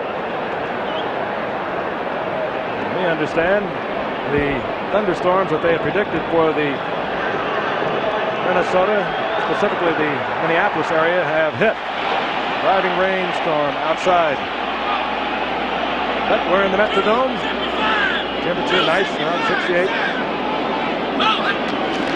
Kramer. First down. Trying to get into the corner of the end zone. Anthony Carter was over there. He had attracted the crowd. It's incomplete. Good play by Chicago on that play as we watch Kramer get pounded after he throws the ball away. They were expecting man-on-man coverage, and they were trying to run the same play that they scored on with Anthony Carter earlier, but the cornerback from Chicago dropped off. Hey, he had nothing to do but throw the ball away. Yeah, he's a gutsy guy, though, isn't he? Stands in there. He has been battered and beaten since he came into this league 9 years ago. Missed half of last year, almost all of the year before that. Thoroughly beaten up, and that's one of the reasons. He's a competitor. He'll stand there and wait till the last moment to get rid of it. Second down, goal to go. Kramer up again. Wide open. Touchdown, Mike Jones. He had a couple of key receptions for first downs in the first half, and this time Mike Jones, a third-year man from Tennessee State, gets it into the end zone and stretches out the Minnesota lead. Why was he so open here? Well, look at this replay, and we'll see. They're playing him loose. He splits the two linebackers right here. Singletary didn't get over to the strong side. You can't let him inside down there either. You're playing over his nose. You got to make him go outside. Well, in fairness to Singletary, you never know who's supposed to be covering whom in this type of defense that Buddy Ryan has on defense. They better find out. It's going to be a long season. Stenerud with the uprights. And we have a 17-9 game. The Vikings, they're 2-0. They beat San Francisco in the opener. They beat Tampa Bay. They lead the Bears. I think we now know what Ditka, how he measures a catastrophe. Jim McMahon is going to come into the game. We were told he would not be in unless something catastrophic happened. He has his helmet on. Steve Fuller has his helmet off. Maybe a catastrophe is measured by 8 points down midway in the third quarter. Deep for the Bears. Gentry is back there, 29. Willie Gault. Willie Gault has come close to popping 2 of them tonight. Keep in mind he has that world-class sprinter speed 5 times at Tennessee. He took a kickoff for a touchdown, 1 short of the NCAA record. Jan Stenerud will put it up. Vikings leading 17-9. Willie Gault wants it. But he had to let Dennis Gentry take it. Gault stepped right in front of him, and Gentry goes to the 30-yard line. Out comes Jim McMahon. We told you, pinched nerve in his neck. He was in traction after the game on Sunday. Has not worked out this week. Ditka was pretty positive he would not play. He said he needed to practice if he was going to play. And his 2 wins over Tampa Bay and New England. Jim is 36 of 55, 65.5%, 3 touchdowns, a couple of interceptions. We told you earlier, he missed 7 games last year, all of the playoff games with a lacerated kidney, as Fuller started 4 of those last 6 games of the season. But here he is, Jim McMahon, great All-American from Brigham Young University, has taken over for the Bears. Pressure on the first play, and wide open. I love it! Willie Gault, forget it. If he gets behind you, it's over, and McMahon paid the price, but he got the touchdown, 70-yard touchdown. He really got hammered just as he released the ball. And that's Johnson was coming on the blitz. I don't know whether he was the man that got him, but what a great shot, hitting Willie Gault right in stride. Well, Walter Payton made it happen because he picked up that middle linebacker who timed his blitz perfectly. Watch 55, watch 52. Walter Payton picked him up. The blitz was perfect, and a beautiful pass by McMahon to one of the fastest humans, living. McMahon never saw the completion. He was buried right after he delivered the ball to Willie Gault. So lightning has struck. It's the first play of more than 30 yards that the Vikings have given up this year. That was 70 yards. Butler for the conversion. This game is back to within 1 point. Well, the Vikings tried to fool Jim there. They knew it was his first play of the game. He was excited. They figured they'd come with the all-out blitz and fool him, but Jim read it perfectly. And I have to reiterate what O.J. said. That was point counts, 5 yards on the kickoff. absolutely great play by Walter Payton picking up that blitz. And there is Willie Gault with the great speed. He was wide open, but it was such a well-thrown ball.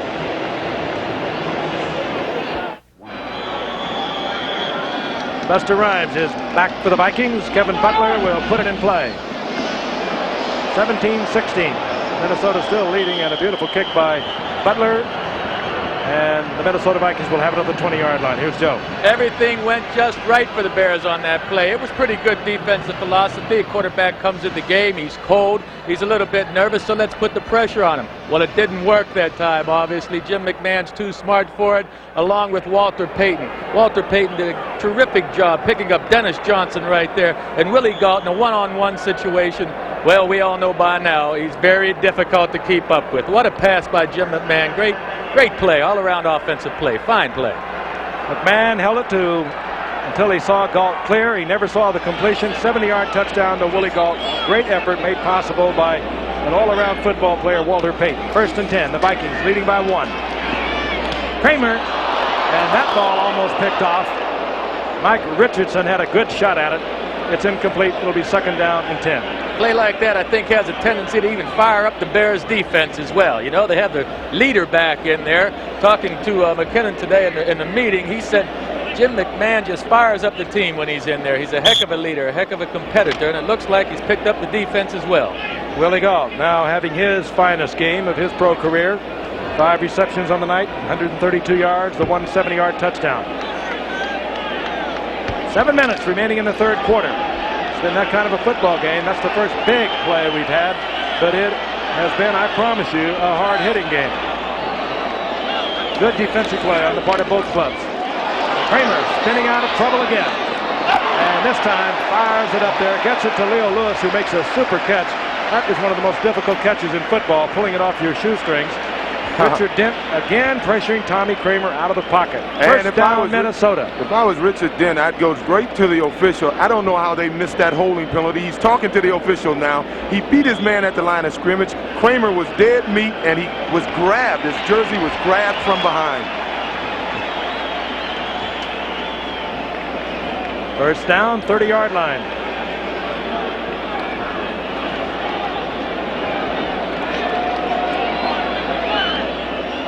Kramer looking it over.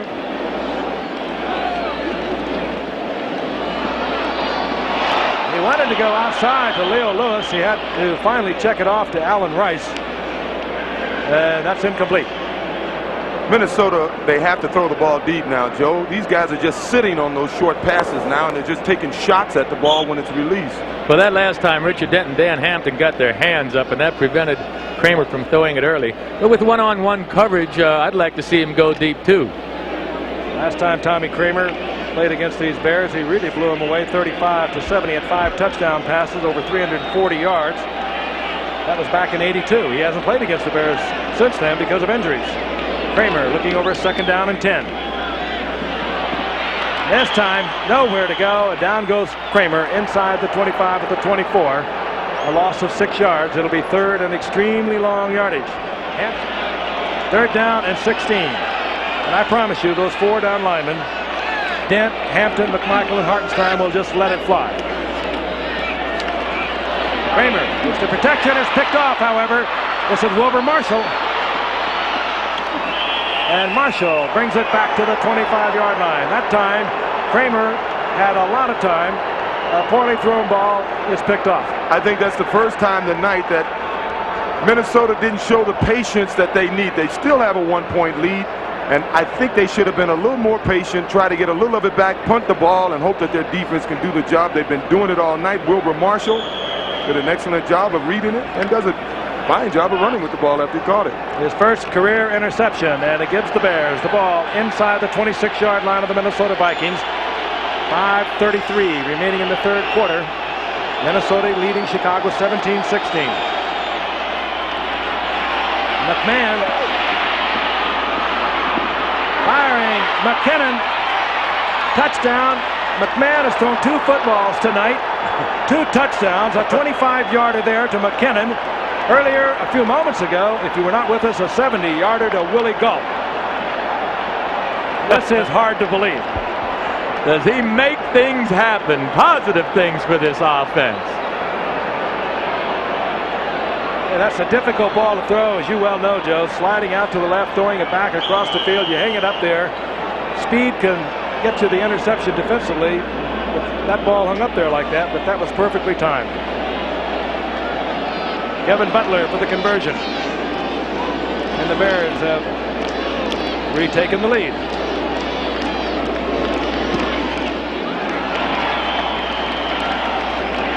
Quite a football game. And this man has put some electricity into it. Jim McMahon. Colorful, fun, and rather skillful.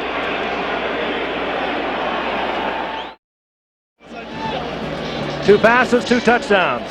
The man blinked. Finally. He is intense. I think he was very special. Saying hello to his lovely wife, Nancy. I know she's sitting at home on the edge of her seat and certainly concerned because of the injury. Kevin Butler bangs it. Buster Rhymes is deep. And takes it at the 5. A little indecision back there. But Buster Rhymes gets it out over the 20 to about the 23-yard line. Let's take a look at McKinnon now, Joe, in isolation.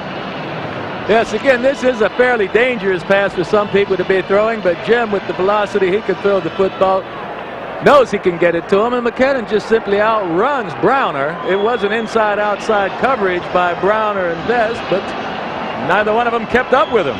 I don't know how he got that much on it. Falling away to his left, he rolled to his left. He's right-handed, of course. He still was able to get the velocity on it. He stirred the Metrodome up. The catastrophe quarterback. 2 completions, 2 touchdowns. Vikings now trailing 23-17. Ball at their own 22-yard line. Kramer gets it to Anderson. And Anderson is met at the 25-yard line. A gain of about 3. It'll bring up 2nd and 7. Dave Durison was there defensively for the Bears. 2nd down and 7. Kramer dancing around, but he finds Anderson, and Anderson slips, but he gets the first down over the 35-yard line. A good move by Anderson, finding the dead spot in there, and they have to give the offensive line of the Minnesota Vikings credit. Tommy had a lot of time back there to find the receiver.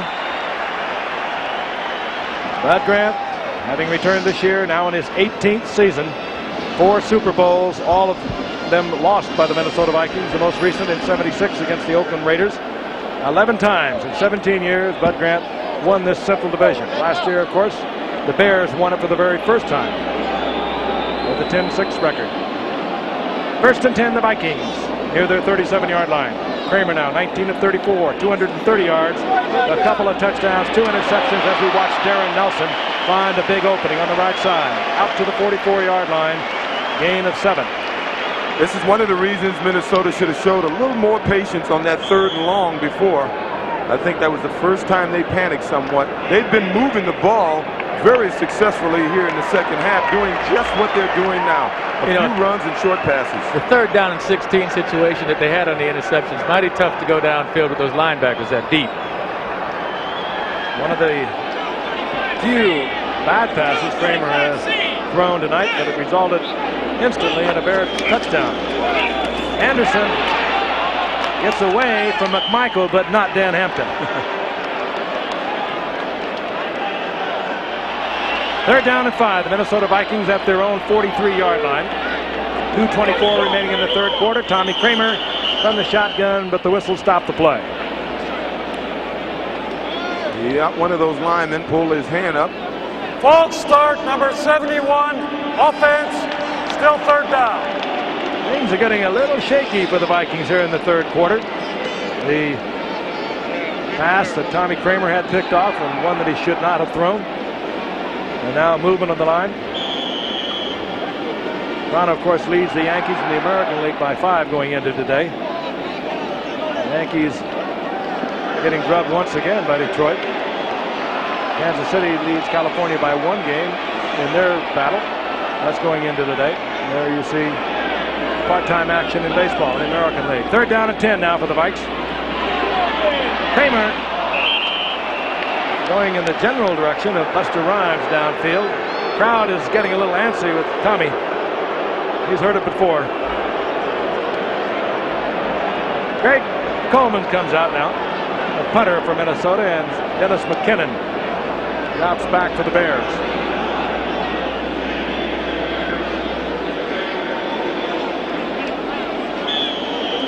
understand that Greg Coleman's brother Vince, stole his 100th base.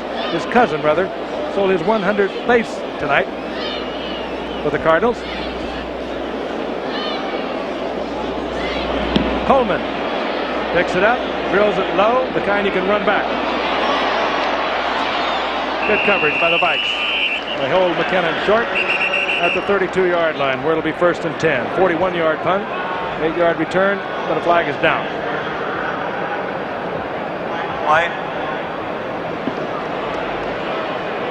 Procedure against the Vikings, but I think the Bears would like that. They have good field position. I would think the Bears perhaps turn this down. 56, not up on the line of scrimmage. And they do indeed decline the penalty, so the Bears will have a 1st and 10, the ball at the 32-yard line. Quick count by McMahon. He wants another one. He's got him. Got a man deep. And bobbling the ball is Willie Galt. Oh, my goodness. That would have been 3 for 3. And McMahon is saying, come on, I put it there, you catch it. Oh, and did he put it there? These are the passes Willie normally do an excellent job on. He has them. The ball, he's kind of fading back and outside a little bit, so it wasn't as simple a catch as it may have appeared. Pretty difficult catch, but I think he should have caught it. Yeah, we'd call that a mild underthrow, actually, but Willie'd be the first one to tell you he could have had it. It would have been a darn good catch. Well, not the only way he could have caught it would be to turn completely around. He's trying to catch it, keep some stride, and get into the end zone.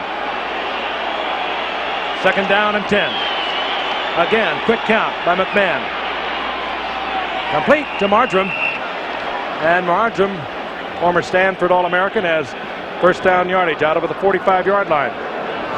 They have Willie Till, number 37, a little shell-shocked over there. He is giving about as much. I guess he didn't get the numbers right. Margarine certainly isn't nearly as fast as Willie Galt, and he gave him just about as much cushion as he would have given Willie. Marjoram coming back from bad knee surgery a year ago, missed all of last year. Full reconstruction job of the knee, and he is playing well. That's his 5th reception. We're here now in the 3rd game of the season. That's the time remaining in the 3rd quarter. McKinnon in motion. Movement and contact before the ball was snapped. Vikes had some kind of a deal on. They got into it early. Number 57, offense, still 1st down. Ball goes to Chris Martin, but in the interior line, contact was made. Tom Thayer is working at right guard for Kurt Becker, who was a questionable starter tonight because of the bruised back and tailbone.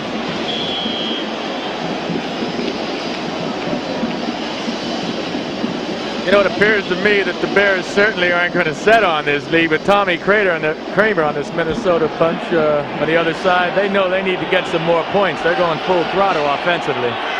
McMahon has been going on quick counts. Now he goes long count.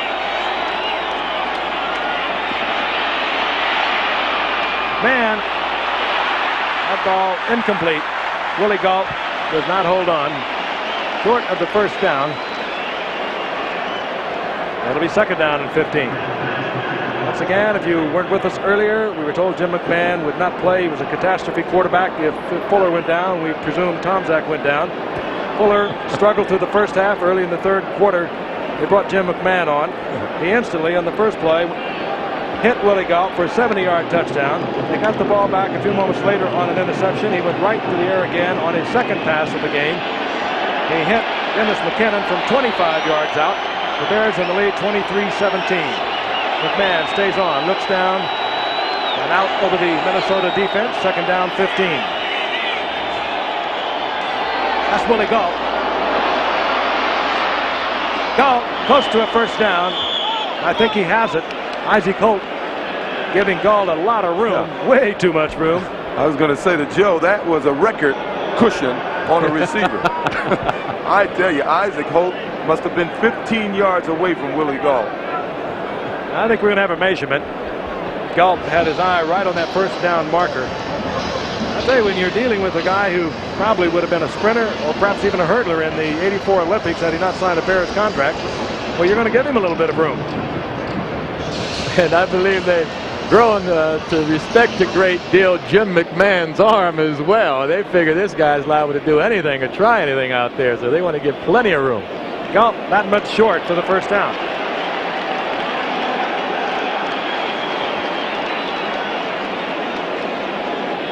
Galt now 6 receptions, 148 yards, 1 touchdown.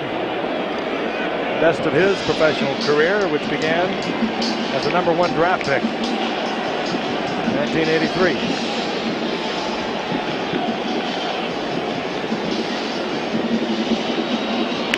Jim McMahon. I would suspect he'll go with a long count here. He's been going on short counts. He would like to draw the Vikes offside. I'm quite sure of that. Walter Payton is the setback.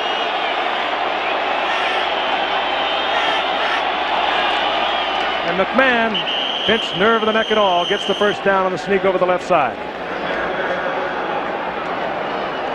Gutsy little man, isn't he? In traction after the game this past Sunday, in which the Bears beat New England 20-7. Spent a couple days in the hospital. Joe, you were down visiting with him. He had a big horse collar around his neck. He looked like he was really in agony, didn't he? When I first saw him over at the Bears training camp, he was holding court with about 20 newsmen, and he had this huge harness around his neck.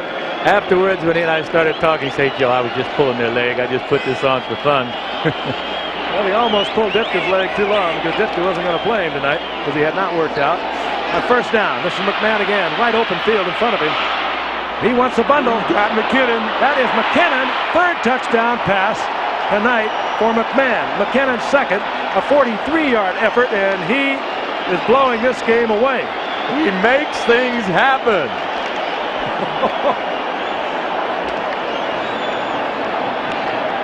Great effort by McKinnon. He never gave up on McMahon. He kept full stride, gave him a good angle. Let's watch him. He's looking back. He knows what's going on. McMahon will be chased out of the pocket right here. There he is. He takes a look. Now he knows what McMahon can do. He tries to give him a plane in which to hit him, and he's right there. It's hard to blame a defensive back when a receiver can run that far and still catch a pass. It's a lot of protection. McMahon did an excellent job of scrambling back there and buying time. Butler for the conversion. McMahon, not bad numbers. 5 of 7, 166 yards, and 3 touchdowns. And McKinnon is having another big day.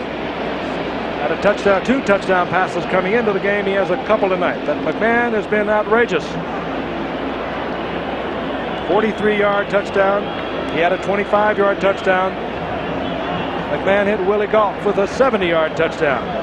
Well, there's an old saying that if you can back it up, it ain't bragging. And McKinnon was in the paper all week this week with statements that there was no way the Vikings could beat them, that they were a better team and it would be no game if these guys played their ball game. And I gather this is Chicago's ball game. I've never seen them play quite like this. But that was a tremendous pass. Tremendous pass. McMahon running to his left and throwing the ball 50 yards. He's got some kind of arm. He has really turned the electricity on here. And there, of course, is the man who started the game tonight. He wasn't all that bad. He just wasn't getting it done. He had the Bears right within reach. They were 1 point down when McMahon came into the game and set off the fireworks, and they have been incredible fireworks. Fuller was 14 of 18, 124 yards, had the 1 interception. Butler hits it. It's deep, and this will be Rhymes who bobbles it in the end zone. It'll be touchback. Chicago Bears defense, they really don't need all that much of a pump up, but it just seems to permeate through the entire team when something like that happens. Somebody comes off the bench, as McMahon has done. 3 quick touchdown passes. All of a sudden you were down by 1 when he came in. Now you lead in just a few minutes, 30-17. On first down, Kramer is back. Kramer is down. Sacked by McMichael. Back close to the 10-yard line. Take a look at that scoring drive, which was a McMahon 43-yard shot to Dennis McKinnon. Well, we mentioned that Minnesota was proud of the fact that the closer they got their backs to the goal line, the better they got. Well, McMahon has found a remedy to that. That score from midfield. Indeed he has. Third down and 19. following the sack. Second down, rather. Kramer. Ted Brown. And Brown back to the original line of scrimmage, taken out of bounds there by Dave Durison. And that's the end of the third quarter. We'll be back after this message and a word from our stations.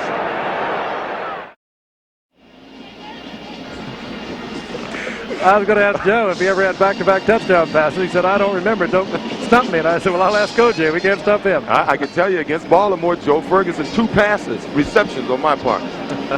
We lost the game. Jim McMahon has really fired this house up. Rather, he has quieted this house down. Partisan Minnesota Viking fans, of course. But he wanted to get in all night long. We'd been told he was not going to play. And he really turned the lights on when he came in. 5 of 7, 166 yards. 3 touchdowns, and they were back-to-back his first 2 passes here in the third quarter. Now, we begin the fourth quarter with the Vikings near their 21-yard line, 3rd down and 9. Tommy Kramer from the shotgun. Kramer, good shot, getting it upfield. Leo Lewis, first down Vikings, and again, Kramer paid the price. He was hammered as he released the football. Big Richard Dent. But he had to hold it that long for Leo Lewis to uncover, get himself open, and he paid the price. There's Dick Butkus, of course, for so many years, the great linebacker with these Chicago Bears. He's the best that I've ever seen. I don't think any player has ever played his position with more aggressiveness and intelligence than Dick Butkus. On first down, Kramer back again. Trying to get it to Lewis one more time. I noticed the topic of the conversation as Joe was visiting with Dick Butkus had to do with those knees. Yeah, Dick's having a lot of trouble with his knees right now. And speaking of knees, that's Anderson, second-year man out of Baylor. With a lot of Baylor running backs around. You watch Pollard and Abercrombie on Monday night. Those starting backs for the Pittsburgh Steelers. Everywhere you look, Baylor running backs. Second down and 10, Vikings. That's Ted Brown, number 23 in motion. Oh, and trying to get the ball to Darren Nelson, I believe. Kramer, I think, feels that he was crossed up on the pattern run by Nelson. Put it right between Ted Brown and Darren Nelson. And it leaves Tommy in the unenviable spot of facing a Chicago defense at 3rd and 10. Minnesota still leading in total yards. But they can't take away the 70-yard shot to Willie Gault, the 43-yard shot to McKinnon, or the 25-yard touchdown pass to McKinnon. Now, Chicago, through the third quarter, they have the lead. 3rd and long. Kramer, wide open, deep downfield. It was the rookie from Oklahoma, Buster Rhymes. 2 big passes caught by his 4th-round draft pick, and Kramer was right on target with it. boy, you don't relax when Tommy Kramer's in the game, and the Bears very well know that. It's a zone defense here, and he simply found a hole deep in the secondary. Nice going, Buster. Nice job of adjusting to the ball. Had a great career as a receiver at Oklahoma, 51 receptions, 13 as a senior, 19-yard average. And he played that zone perfectly. Yeah, you know, Buster was a running back there at Oklahoma for a while until a guy named Marcus Dupree showed up. Now, what happened to Marcus? Speaking of knees. 1st and 10, the Vikings. They trail 30-17. Touchdown and a conversion, and they'll be 6th down. Kramer showing a lot of presence, but overthrows Ted Brown. Kramer under tremendous pressure. Otis Wilson had come on the blitz. The Bears defense just never lets up on you. Pressure, pressure, pressure. That was a brilliant adjustment by Tommy, just a slight overthrow. You know, OJ, you did mention Marcus Dupree. He had an awful knee injury this past year, and there's concern that he may never be able to play again. William Perry is in there. They call him the refrigerator, the #1 draft pick, a 325-pounder out of Clemson. There he is. What did the outspoken Buddy Ryan say at draft day? We just wasted a draft pick. Well, I don't think they think that anymore. They get a lot out of William Perry. 2nd and 10. Kramer has one batted away. Going up high, knocking it away was Richard Dent. It'll be 3rd down and 10. There is Richard Dent. 17.5 sacks last year. Pro Bowl. Was an 8th round draft pick in '83. In 1983, Dan Hampton, who played defensive right end, was injured for a while. Richard Dent came in and played so well. When Dan came back, they moved him inside to defensive tackle. I want to see Williams, 72 on Rouse, 68. Both of them weigh 318 pounds. 2 refrigerators. 3rd and 10. Pressure on Kramer. He gets it away, and that pass was for 1st down yardage. Leo Lewis didn't handle it, and that would have kept the drive alive. It's 4th down. And the field goal unit comes on. Jan Stenerud. This is one that Leo Lewis will think about late tonight. Good working against Mike Richardson. Bounces off him right there. Well, Mike did a good job. He got that left hand in there, and I think he got it on the ball. Stenerud with the punter Greg Coleman holding a 47-yard attempt.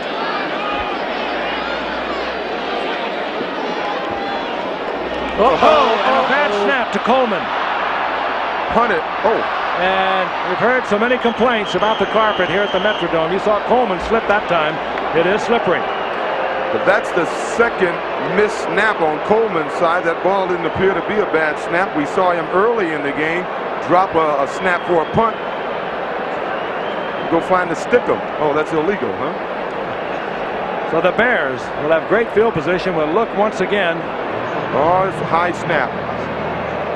Huffman is the snapper. David Huffman high over the outstretched hands of Greg Coleman. And the Bears get the turnover. They're at the 44-yard line.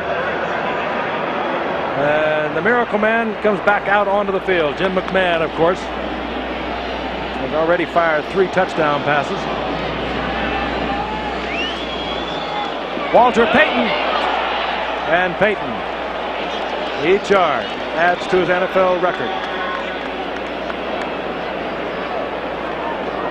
Official score credits as he can Huffman with that fumble, not Greg Coleman.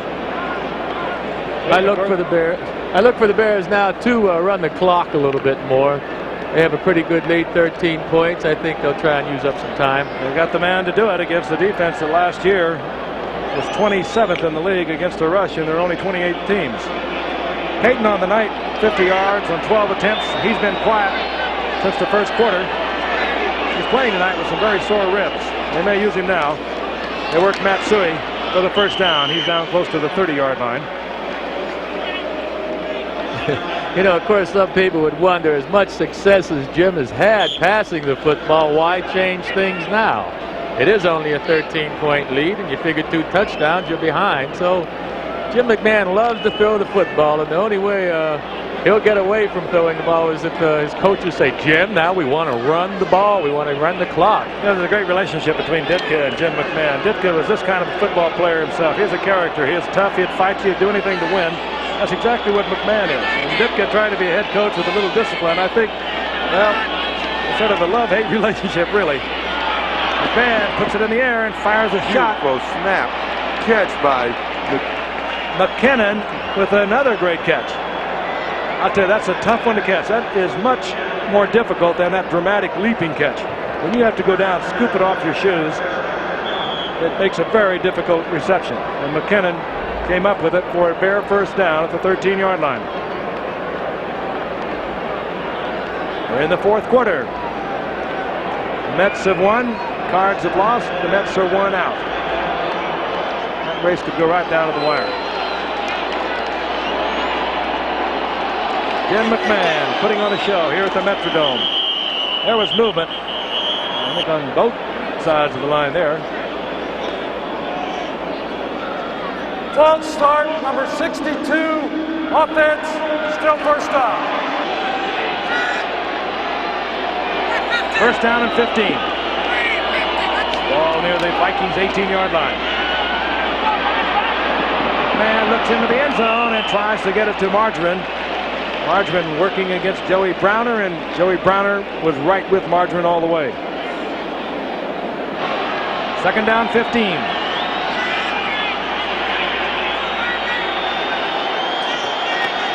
Again, movement.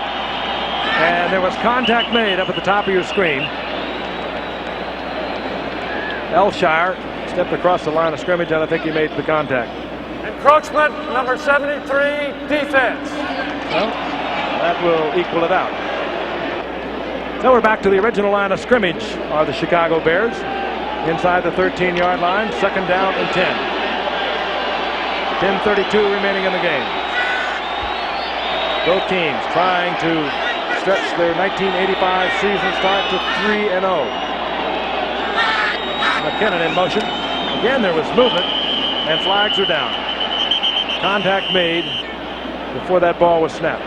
Game getting just a little sloppy, but it has been a hard-hitting affair. False start, right tackle, offense, still second down. Second down, 15, quick count by McCann. And overthrows Dennis McKinnon. It'll be third down, 15.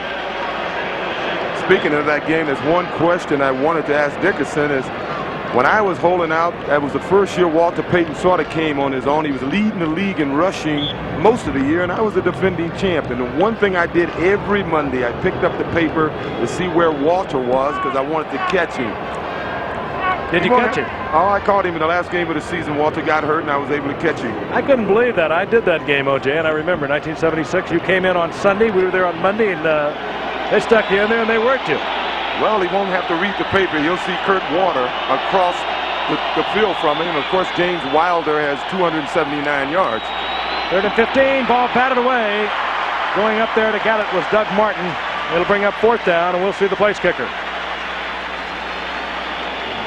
That, of course, means the rookie, Kevin Butler, fourth-round draft pick out of Georgia.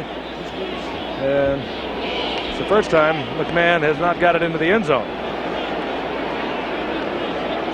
Fuller is the holder. Jay Hilgenberg, the snapper.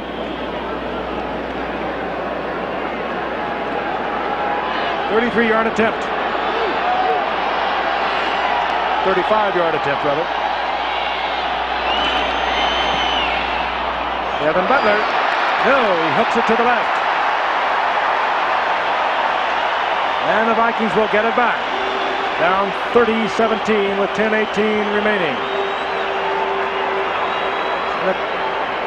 I'll tell you, the man is a competitor. He loves to win. He wanted the three, didn't he? We'll be back. Vikings still in it. Touchdown and a conversion. We have a 6-point game. But the Bears certainly have taken away the momentum from the Vikings. Tommy Kramer having a rough night, but he stays in there. This one's to Steve Jordan. And Jordan down the sidelines, stays in bounds and gets out over the 40 to the 42 for a Viking first down. A 22-yard pickup. Well, Chicago comes with the bridge, and the blitz that time, excuse me, and Fensick has to cover Jordan all the way to the outside. Fensick just can't get out there. Jordan ran a simple out pattern, and again, Fensick just couldn't get to him. The first down is marked at the 43-yard line. Both teams undefeated. Vikings 2-0. They beat the 49ers in the opening game. They beat Tampa Bay last Sunday 31-16. The Bears beat Tampa Bay, and they beat New England this past Sunday. Vikings 3-13 a year ago. The Bears 10-6. Kramer trying to squeeze it into Jordan. He was well covered. Incomplete. That was Singletary and Wilson that had Jordan squished in between them. Bud Grant, always calm, as they say, it keeps the game in perspective. He was rather cool about it. He got fined one Super Bowl, or was it the Super Bowl? He was late showing up, got caught in a traffic jam. He arrived at the stadium 7 minutes before the game. He doesn't get flustered, that's for sure. Kramer now 23 of 45, 310 yards, but his team is trailing. He's thrown 2 interceptions, has 2 touchdowns. Second down and 10. Kramer wants the big one. He's got him. Carter, Anthony Carter. And how easy it is when you have skill at either end. Kramer laid that up perfectly. Anthony Carter took it in. 57-yard touchdown. The hometown loves it.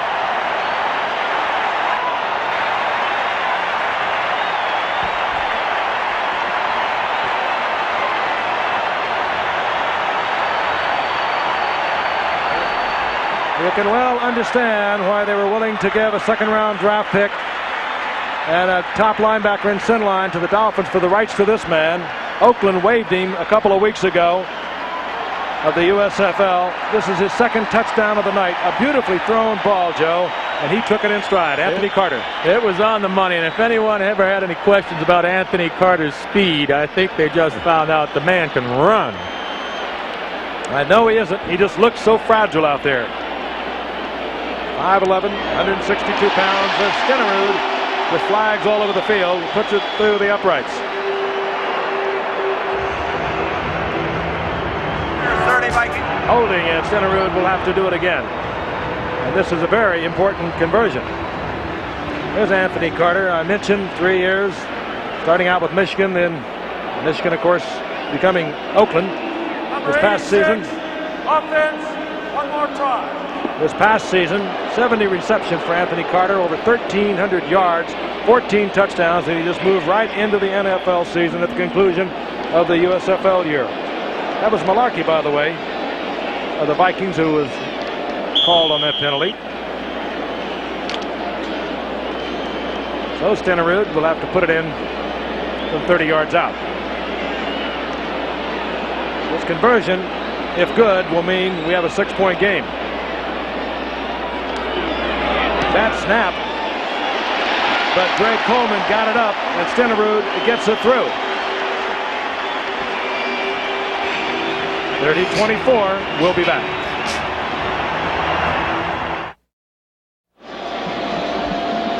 Back at the Metrodome in Minneapolis. Good football game underway. 9:19 remaining, and it is 30-24. The Bears over the Vikings, but the Vikings have struck back.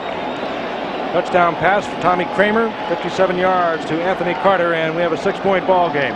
Both teams coming into the game 2-0. They'd like to leave tonight 3-0, undefeated in the Central Division of the NFC. Deep, number 29 is Dennis Gentry. Number 83, the speedster Willie Galt, is back there. The Bears would like to see Galt handle the football. John Stenerud knows that. He'll try to get it in the hands of Dennis Gentry. Galt comes over across the field and steps in front of it. Good special teams work. Galt taken out of bounds by Jay Carroll at the 20-yard line. A seesaw game back and forth. It was played close to the vest throughout the first half, and then this man came in the third quarter, not expected to play.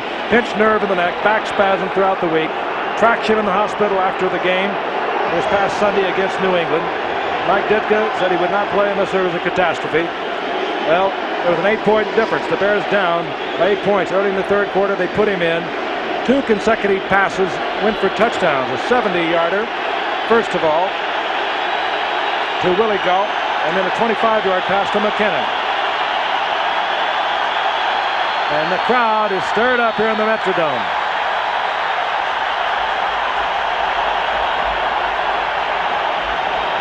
Well, I haven't seen this happen following a touchback. The crowd making so much noise, the Bears can't get the play underway at their own 20-yard line. We may have a little anticipation by the crowd because the Minnesota fans have become accustomed over the years to this Viking team coming back when it seems as if they're out of the game and pulling it out for victory. Tommy Kramer, he's had a big night. And like McMahon, he perhaps is not the character that McMahon is, but I can tell you one thing, Tommy Kramer plays this game 100% to win. He's a tough dude. He's paid the price over the years, over his 9-year career with a lot of injuries. Here's McMahon. They won't get him up to the line of scrimmage until he wants to go. He's like a Broadway actor. He's loving this. I'm running the show. First down. McMahon is the receiver wide open. It's McKinnon. McKinnon having a brilliant night, as is McMahon. 45-yard reception by the free agent out of Florida State 3 years ago. That's Rufus Bess. Well, Turning him over to a zone man who never got there. well, if you're going to play a guy tight in a zone, you should bump him. I think Rufus should have bumped him. It would have given Joey Browner a little more time to get into his area.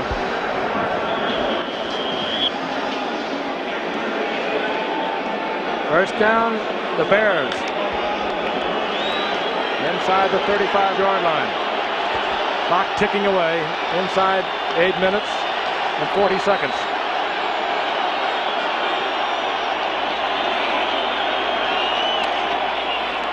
Payton. And Payton up close to another Bear first down. Chris Martin made the stop. We'll pause 5 seconds and allow our friends along the line to identify themselves.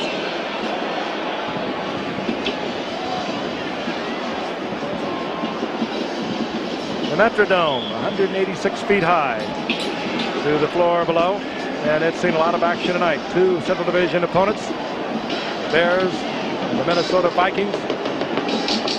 It's been a seesaw battle, a tough, hard-hitting game, and it was blown wide open by Jim McMahon when he came in the third quarter and on consecutive passes, hit for 2 touchdowns, came back moments later and hit a third. He's 7 of 12, 230 yards, and he's played a little more than a quarter of the game. Gentry is in for Walter Payton. That time McMahon goes down. Hustling Scott Studwell was there, along with Neil Elshire. Well, that definitely was a cross-up or a foul-up on McMahon's part or one of the two running backs. The play looked like it was supposed to go to the left, and someone missed the handoff. McMahon looks over. He gets the plays called into him, nods his head in agreement. Steps in the huddle and does precisely what he wants to do.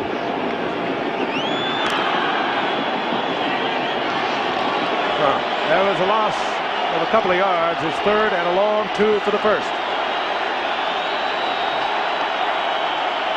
Chicago obviously having a tough time on third and short yardage. McMahon looks over the defense. He probably saw something that was not anticipated other than blow a possible first down here. He takes timeout. And we do too. We'll be back. Looking forward to watching Eric Dickerson up in Seattle in his 1985 debut. Quick count by McMahon. On 3rd and 3, gets it to Marjoram. Marjoram has the first down for the Bears at the 21-yard line. Rufus Bess, the defender. McMahon likes that quick count. Now that was a good read too that time. He went over there, was one-on-one coverage with Bess, and just enough yardage to pick up that first down. What that quick count does, and the Vikings like to do it perhaps more than many teams in the NFL. They like to deal with those defensive down linemen, and they've been playing 4 most of the night. And when you go on a quick count and you get an outside-inside deal, in other words, Doug Martin may be going around Newton in the middle on the pass rush, well, that will give McMahon a lot of extra time. He's been going with it many times tonight. Oh. Payton bobbles the ball and holds on to it, and he'll lose a yard.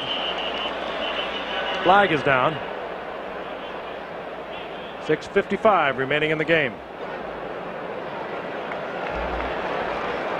Very busy Dick Jorgensen tonight. His holding is a preliminary indication, working against the Bears. Here's Dick Jorgensen as Mike Ditka talks it over with Willie Galt. Number 62, offense, still first down. Mark Bortz over on the left side, the left guard. Play comes in, sent in by Mike Ditka. Bears a week from Sunday will meet the Washington Redskins at Soldier Field in Chicago. We're going to watch the Bears twice more on our schedule. We'll see them October 21st in Green Bay, and we'll see them December the 2nd in Miami. The Vikings a week from Sunday will be at Buffalo as Jim McMahon is back. First and long yardage. Ooh, and Willie Galt got turned around. That ball was almost caught for him on his wrong side, I do believe. Yeah, I don't think Galt really saw the pass. I don't think he was ever able to pick up the ball, the flight of the ball. The ball is thrown right about here. It's in the air. Galt with that great speed. Looks back. He looked back. He just lost it somewhere. Yeah. It was a catchable pass. 2nd down and 20. Could have been coming right out of the lights.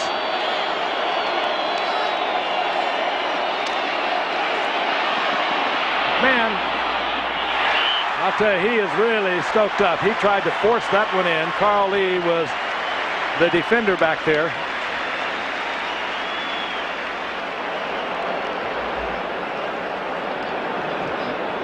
I'll tell you, when you're having the kind of a night or day that McMahon has, you feel like a magician out there, don't you, Joe?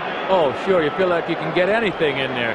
That time, I believe Carl Lee, he's covering Brad Anderson, and he just simply had no respect for the deep pattern that time. I don't know whether I guess he's not afraid of Anderson's speed, but he was certainly tight on him.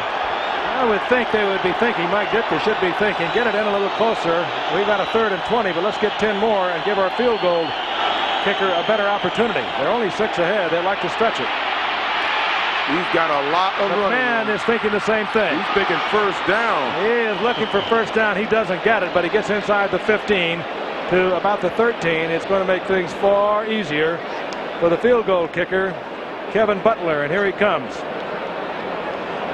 Butler missed the last one from 35 yards out. A rookie from Georgia. Set an NCAA record for most attempts. 98 while he was at Georgia. Also set a record for field goals made at 77. Fine kicker. This will be an attempt at 31 yards. Fuller is the holder.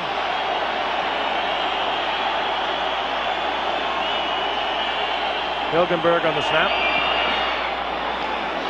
And this time the rookie from Georgia puts it through the uprights.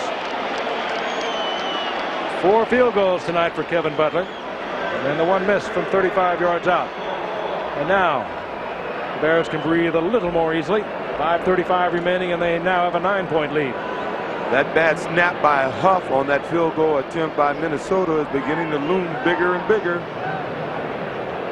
Mike Ditka gets them together on the sidelines. That's the special teams. The kickoff unit. Telling him Butler who he wants him to kick it to. Meanwhile, the game of football chess being played out on the other side. Bud Grant huddled up with his special teams unit. Bud Grant, in 17 years with the Vikings, he took over in 1967. 11 Central Division titles, the 4 Super Bowls in which he never was a victor. Retired after 83. Ostensibly to get a little more out of life. Loves to hunt, loves to fish, loves the outdoors life. Was away for a year. The Vikings fell to 3-13. Max Winter, the president of the Vikings, went to him and asked him to come back. He wouldn't do it until Les Steckel was fired. And on the 3rd time they asked him, he said he would do it. I talked with Max before the game. I asked him about the contract. He said there's open end.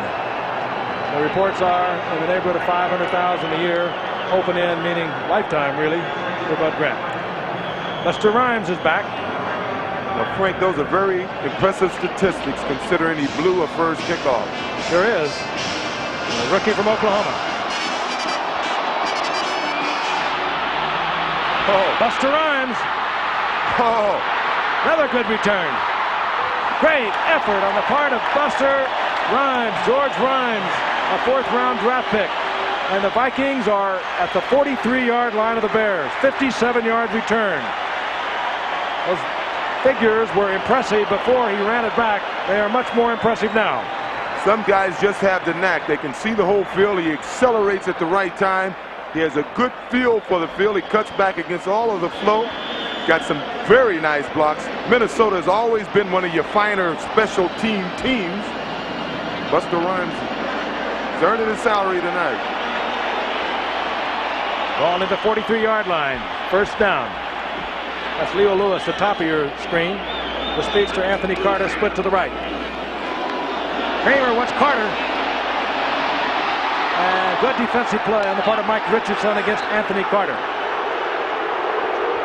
That was not a good pass by Kramer. If he would have thrown that ball out there instead of trying to hit Carter on the line with that pass, Carter could have run under it because he was open. See, Carter's going to have to wait for this ball. This ball is thrown like a shorter pass. It's thrown on the line. And the defender was going through the ball, and that's a good example of those liberalized passing rules now. That's what the crowd was booing about, that Richardson was playing the ball. No flag. It's second down and 10. 5:15 remaining. Kramer back again. Fires this time underneath, and Jordan coughs it up. Picked up in stride. Wilbur Marshall of the Bears comes up with it. Steve Jordan had the football momentarily, bobbled it, and Wilbur Marshall took it in full stride, and the Bears get it back. Don Rivera made the hit on that play that caused the fumble. It didn't look like he really had good control of the ball. He was just trying to get it put away. And here you see Don Rivera coming in and laying a good lick on. The helmet hit the ball and just knocked it free. And in full stride was Wilbur Marshall, so the Bears get the ball back at their own 45-yard line. Second interception, and the second fumble of the night.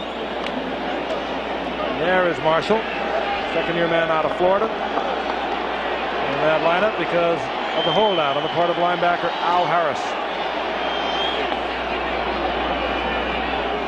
This is Chicago Bear football. Get the turnover. This is Matsui. Matsui will have a first down. That will keep the clock moving, and now the Bears are vitally interested in the clock ticking the seconds off. Yes, sir. It looks like, well, the Vikings will need 2 scores to pull this game out, and that's exactly what the Bears want to do now, is run that clock. Matsui, we've said it a couple times tonight, but he had a great career at Penn State. Father Steve was an All-American at Penn State and played with the Steelers. Kind of runs in the family. Matsui really kind of subordinates his own talent to the great talent of Walter Payton. I don't see him carrying the ball that much. Tremendous blocker. Nifty little receiver out of the backfield. We're talking about number 26, Matsui. Matsui works it inside the 40-yard line. A gain of 4. It'll bring up second down and 6. Chris Martin on the stop. Payton, as we also said earlier, came into tonight's game with a couple of very sore ribs, so it could be that is one of the reasons we are seeing Matsui carry the ball a little more often than he usually does. Well, when you're averaging 5.7 yards a carry. Why not, huh?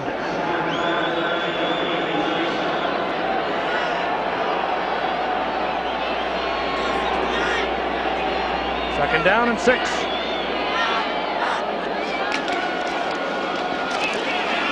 Matsui once again. He'll have another first down for the Bears. Chris Martin made the stop. The Vikings still have an opportunity, but the Bears, when they brought Jim McMahon off the bench, it just turned everything around. Slipped in there, if you weren't with us, the very first play.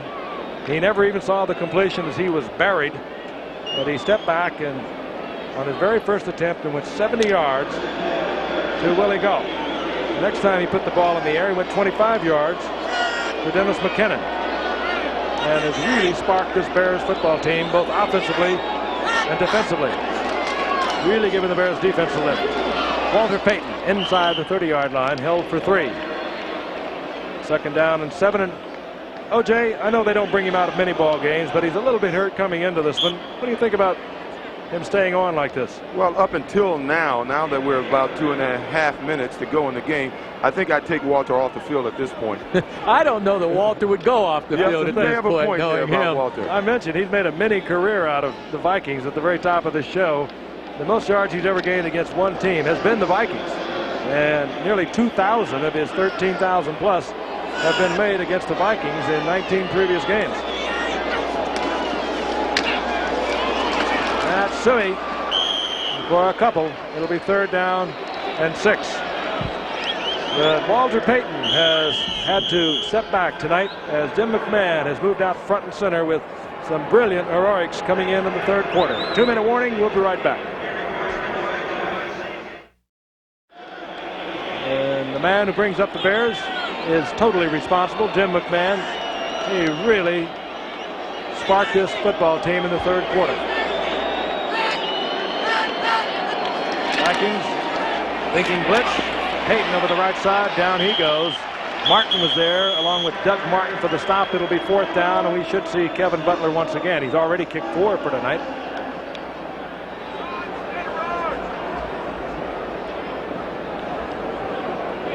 This will tie the Chicago Bear record.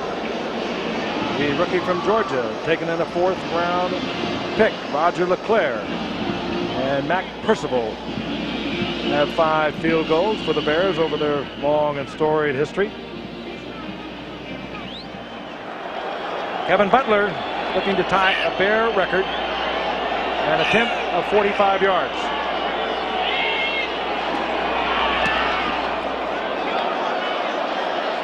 Nope. Hooks it to the left, as he did from 35 yards out a little earlier. So the Vikings now have 1:50 remaining. They trail 33-24. They have 2 timeouts. Kevin Butler, I doubt if he even knows that he could have lodged himself in the Bear record book. Remarkable career, as I've touched on a couple of times already tonight.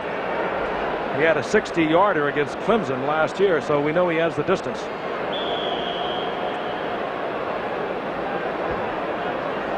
"27-yard line.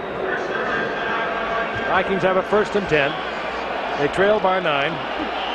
They have the 4 wide receivers in: Mike Jones, Anthony Carter, Buster Rhymes, who's had a spectacular night, and Leo Lewis. Kramer.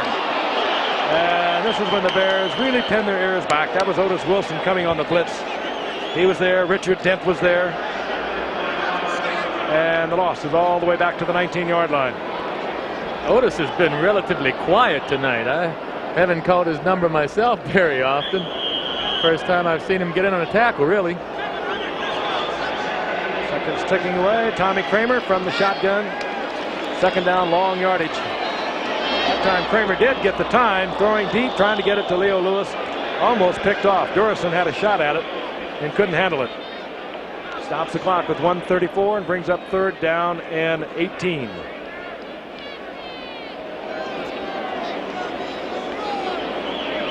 This telecast is presented by authority of the National Football League. It's intended for the private use of our audience. Any rebroadcast or other use of this telecast without the expressed written consent of the National Football League is prohibited. Long yardage, tough against the Bears. They average 1 sack in every 7 opponents' attempt a year ago. Oh! Underthrown. Buster Rhymes, intended receiver. It'll be 4th down and long, and we presume that Tommy Kramer will stay on. With 1:30 remaining. That ball was underthrown, but it was a catchable ball. Unfortunately, Buster wasn't watching. Would have been a 1st down, too, if he'd have turned around and caught it. That is unfortunate when your receiver doesn't watch, isn't it, Joe?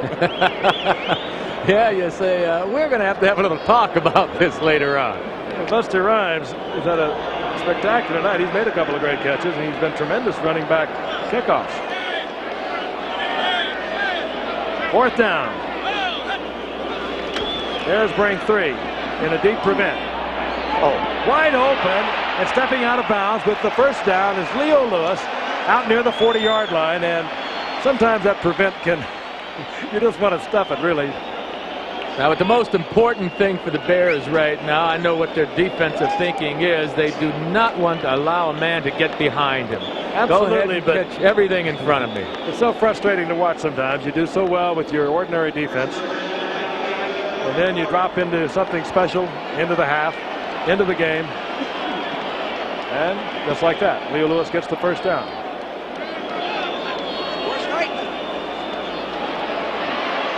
Kramer in and out of the hands of Mike Jones. It'll be 2nd down. Wilbur Marshall back there defending against Jones. Well, we can't count out Minnesota at this point, but it certainly appears as if they're going to lose this game. But Joe, you said you were a little skeptical about this team. I think we all agree right now that this Minnesota team is for real, and they'll be in the thick of the race for the rest of this season. Yes, I think so. They're a much improved football team over last year. As I mentioned, we'll see him twice more. We'll watch him against Green Bay October the 21st, and we'll see him against Miami early December. The Bears will be watching, and the Vikes, of course, they move on to Buffalo, and another 1st down completion by Tommy Kramer, and it's Buster Rhymes. And there's two of the Vikes have Richard Dent down way upfield. They're back at the line of scrimmage. Well, Richard Dent started a little ruckus. The clock is stopped, though. It was a smart move at one point. Time has been called by the Vikings. Tommy Kramer is pointing out what I alluded to, that a couple, Richard Dent and one of the Vikings, was having a little bit of a duel at the 30-yard line. Well, Dent was all over Ted Brown. He wouldn't let Ted Brown get up. And Big Curtis Rouse came down and took Dent off of Ted Brown. That's what's being explained to the official now. He was explaining that he wouldn't have had to use that timeout had not Richard Dent been holding Ted Brown on the artificial surface. Smart move by old Richard. No one's going to tell Tommy Kramer that he can't win this football game. You can tell it in his eyes. He's had a big night, but nevertheless, he trails 33-24. And it was a spectacular night for Jim McMahon, whom we did not expect to see. 58 seconds left. That's a lot of time. These guys can get another touchdown, and who knows, onside kick, boom, field goal, hello. 34-33 game. Over the years, that's kind of been the trademark of these Minnesota Vikings, and there is Jim McMahon. Hey, they'd like him so much on this football team, his own teammates. Talking to Gary Finsick today, there's no doubt in his mind that McMahon was going to play. He got to the stadium. We received word from the Bears officials that he would not play unless there was a catastrophe. Well, they measure catastrophe, I guess, in Chicago by 8 points because they stuck him in the third quarter when the Bears were 8 points down. He's thrown 3 touchdown passes on the night. The Bears at the moment rather comfortable. 58 seconds remaining, leading 33-24. First down, Vikings near the 40-yard line of the Bears. Kramer. That's Lewis. He was bobbling it on the way out of bounds. Leslie Frazier hit him. It'll be second down. Now we have a holding call. It'll work against the Vikings. Down remains the same, so it's 1st and 20. Kramer. Good move by Leo Lewis. Made it look like a full all-out sprint. Got the defensive back Leslie Frazier in a stride-for-stride duel and then stepped to the outside. Not only gets the reception, but he gets the first down and stops the clock going out of bounds at the 29-yard line. Can't say enough about Leo Lewis. We saw him come into his own in a game that we had him in last year. Caught about 6 or 7 passes in that game. He ended up their leading receiver with 47 receptions last year. Not a big kid, 5'8", 172 pounds, but he gets the job done. Smart player. I let him go about 3 or 4 years ago and then brought him back, and he has really developed. Not big at all, 5'8", 172-pounder. 46 seconds remaining. Leo Lewis split to the right. It's Anthony Carter, top of your screen. Kramer. Picked off. Otis Wilson. There he is, Joe. He said you haven't heard much of him. Okay, Otis. Intended for Leo Lewis. They went there too often. That ball was deflected, and Otis Wilson got it. Well, that was a ball. If Leo would have gotten his head turned soon enough, he would have caught the ball because the ball was right on the money. Otis Wilson out of Louisville, the University of Louisville. Tommy Kramer back to the drawing board, and there's a look at Otis Wilson, the first-round draft pick back in 1980. Going to keep that football. The Bears get it back. Vikings have 1 timeout. Kramer leaves the game 26 of 55, 436 yards, 3 touchdowns, 3 interceptions. California has defeated the White Sox 8-0. And Seattle is beating Kansas City in the 9th inning 5-4. That could turn into a flat-footed tie as Jim McMahon goes down on one knee. The Vikings are not going to use their 1 timeout. And the man who turned this game into history was Jim McMahon. Bud Grant is back, however. The Vikings will fall to 2-1. The Bears will remain undefeated at 3-0. The team will watch twice more this year against Green Bay and then against Miami. For Mike Ditka a good start here in 1985. The defending Central Division champions are 3-0.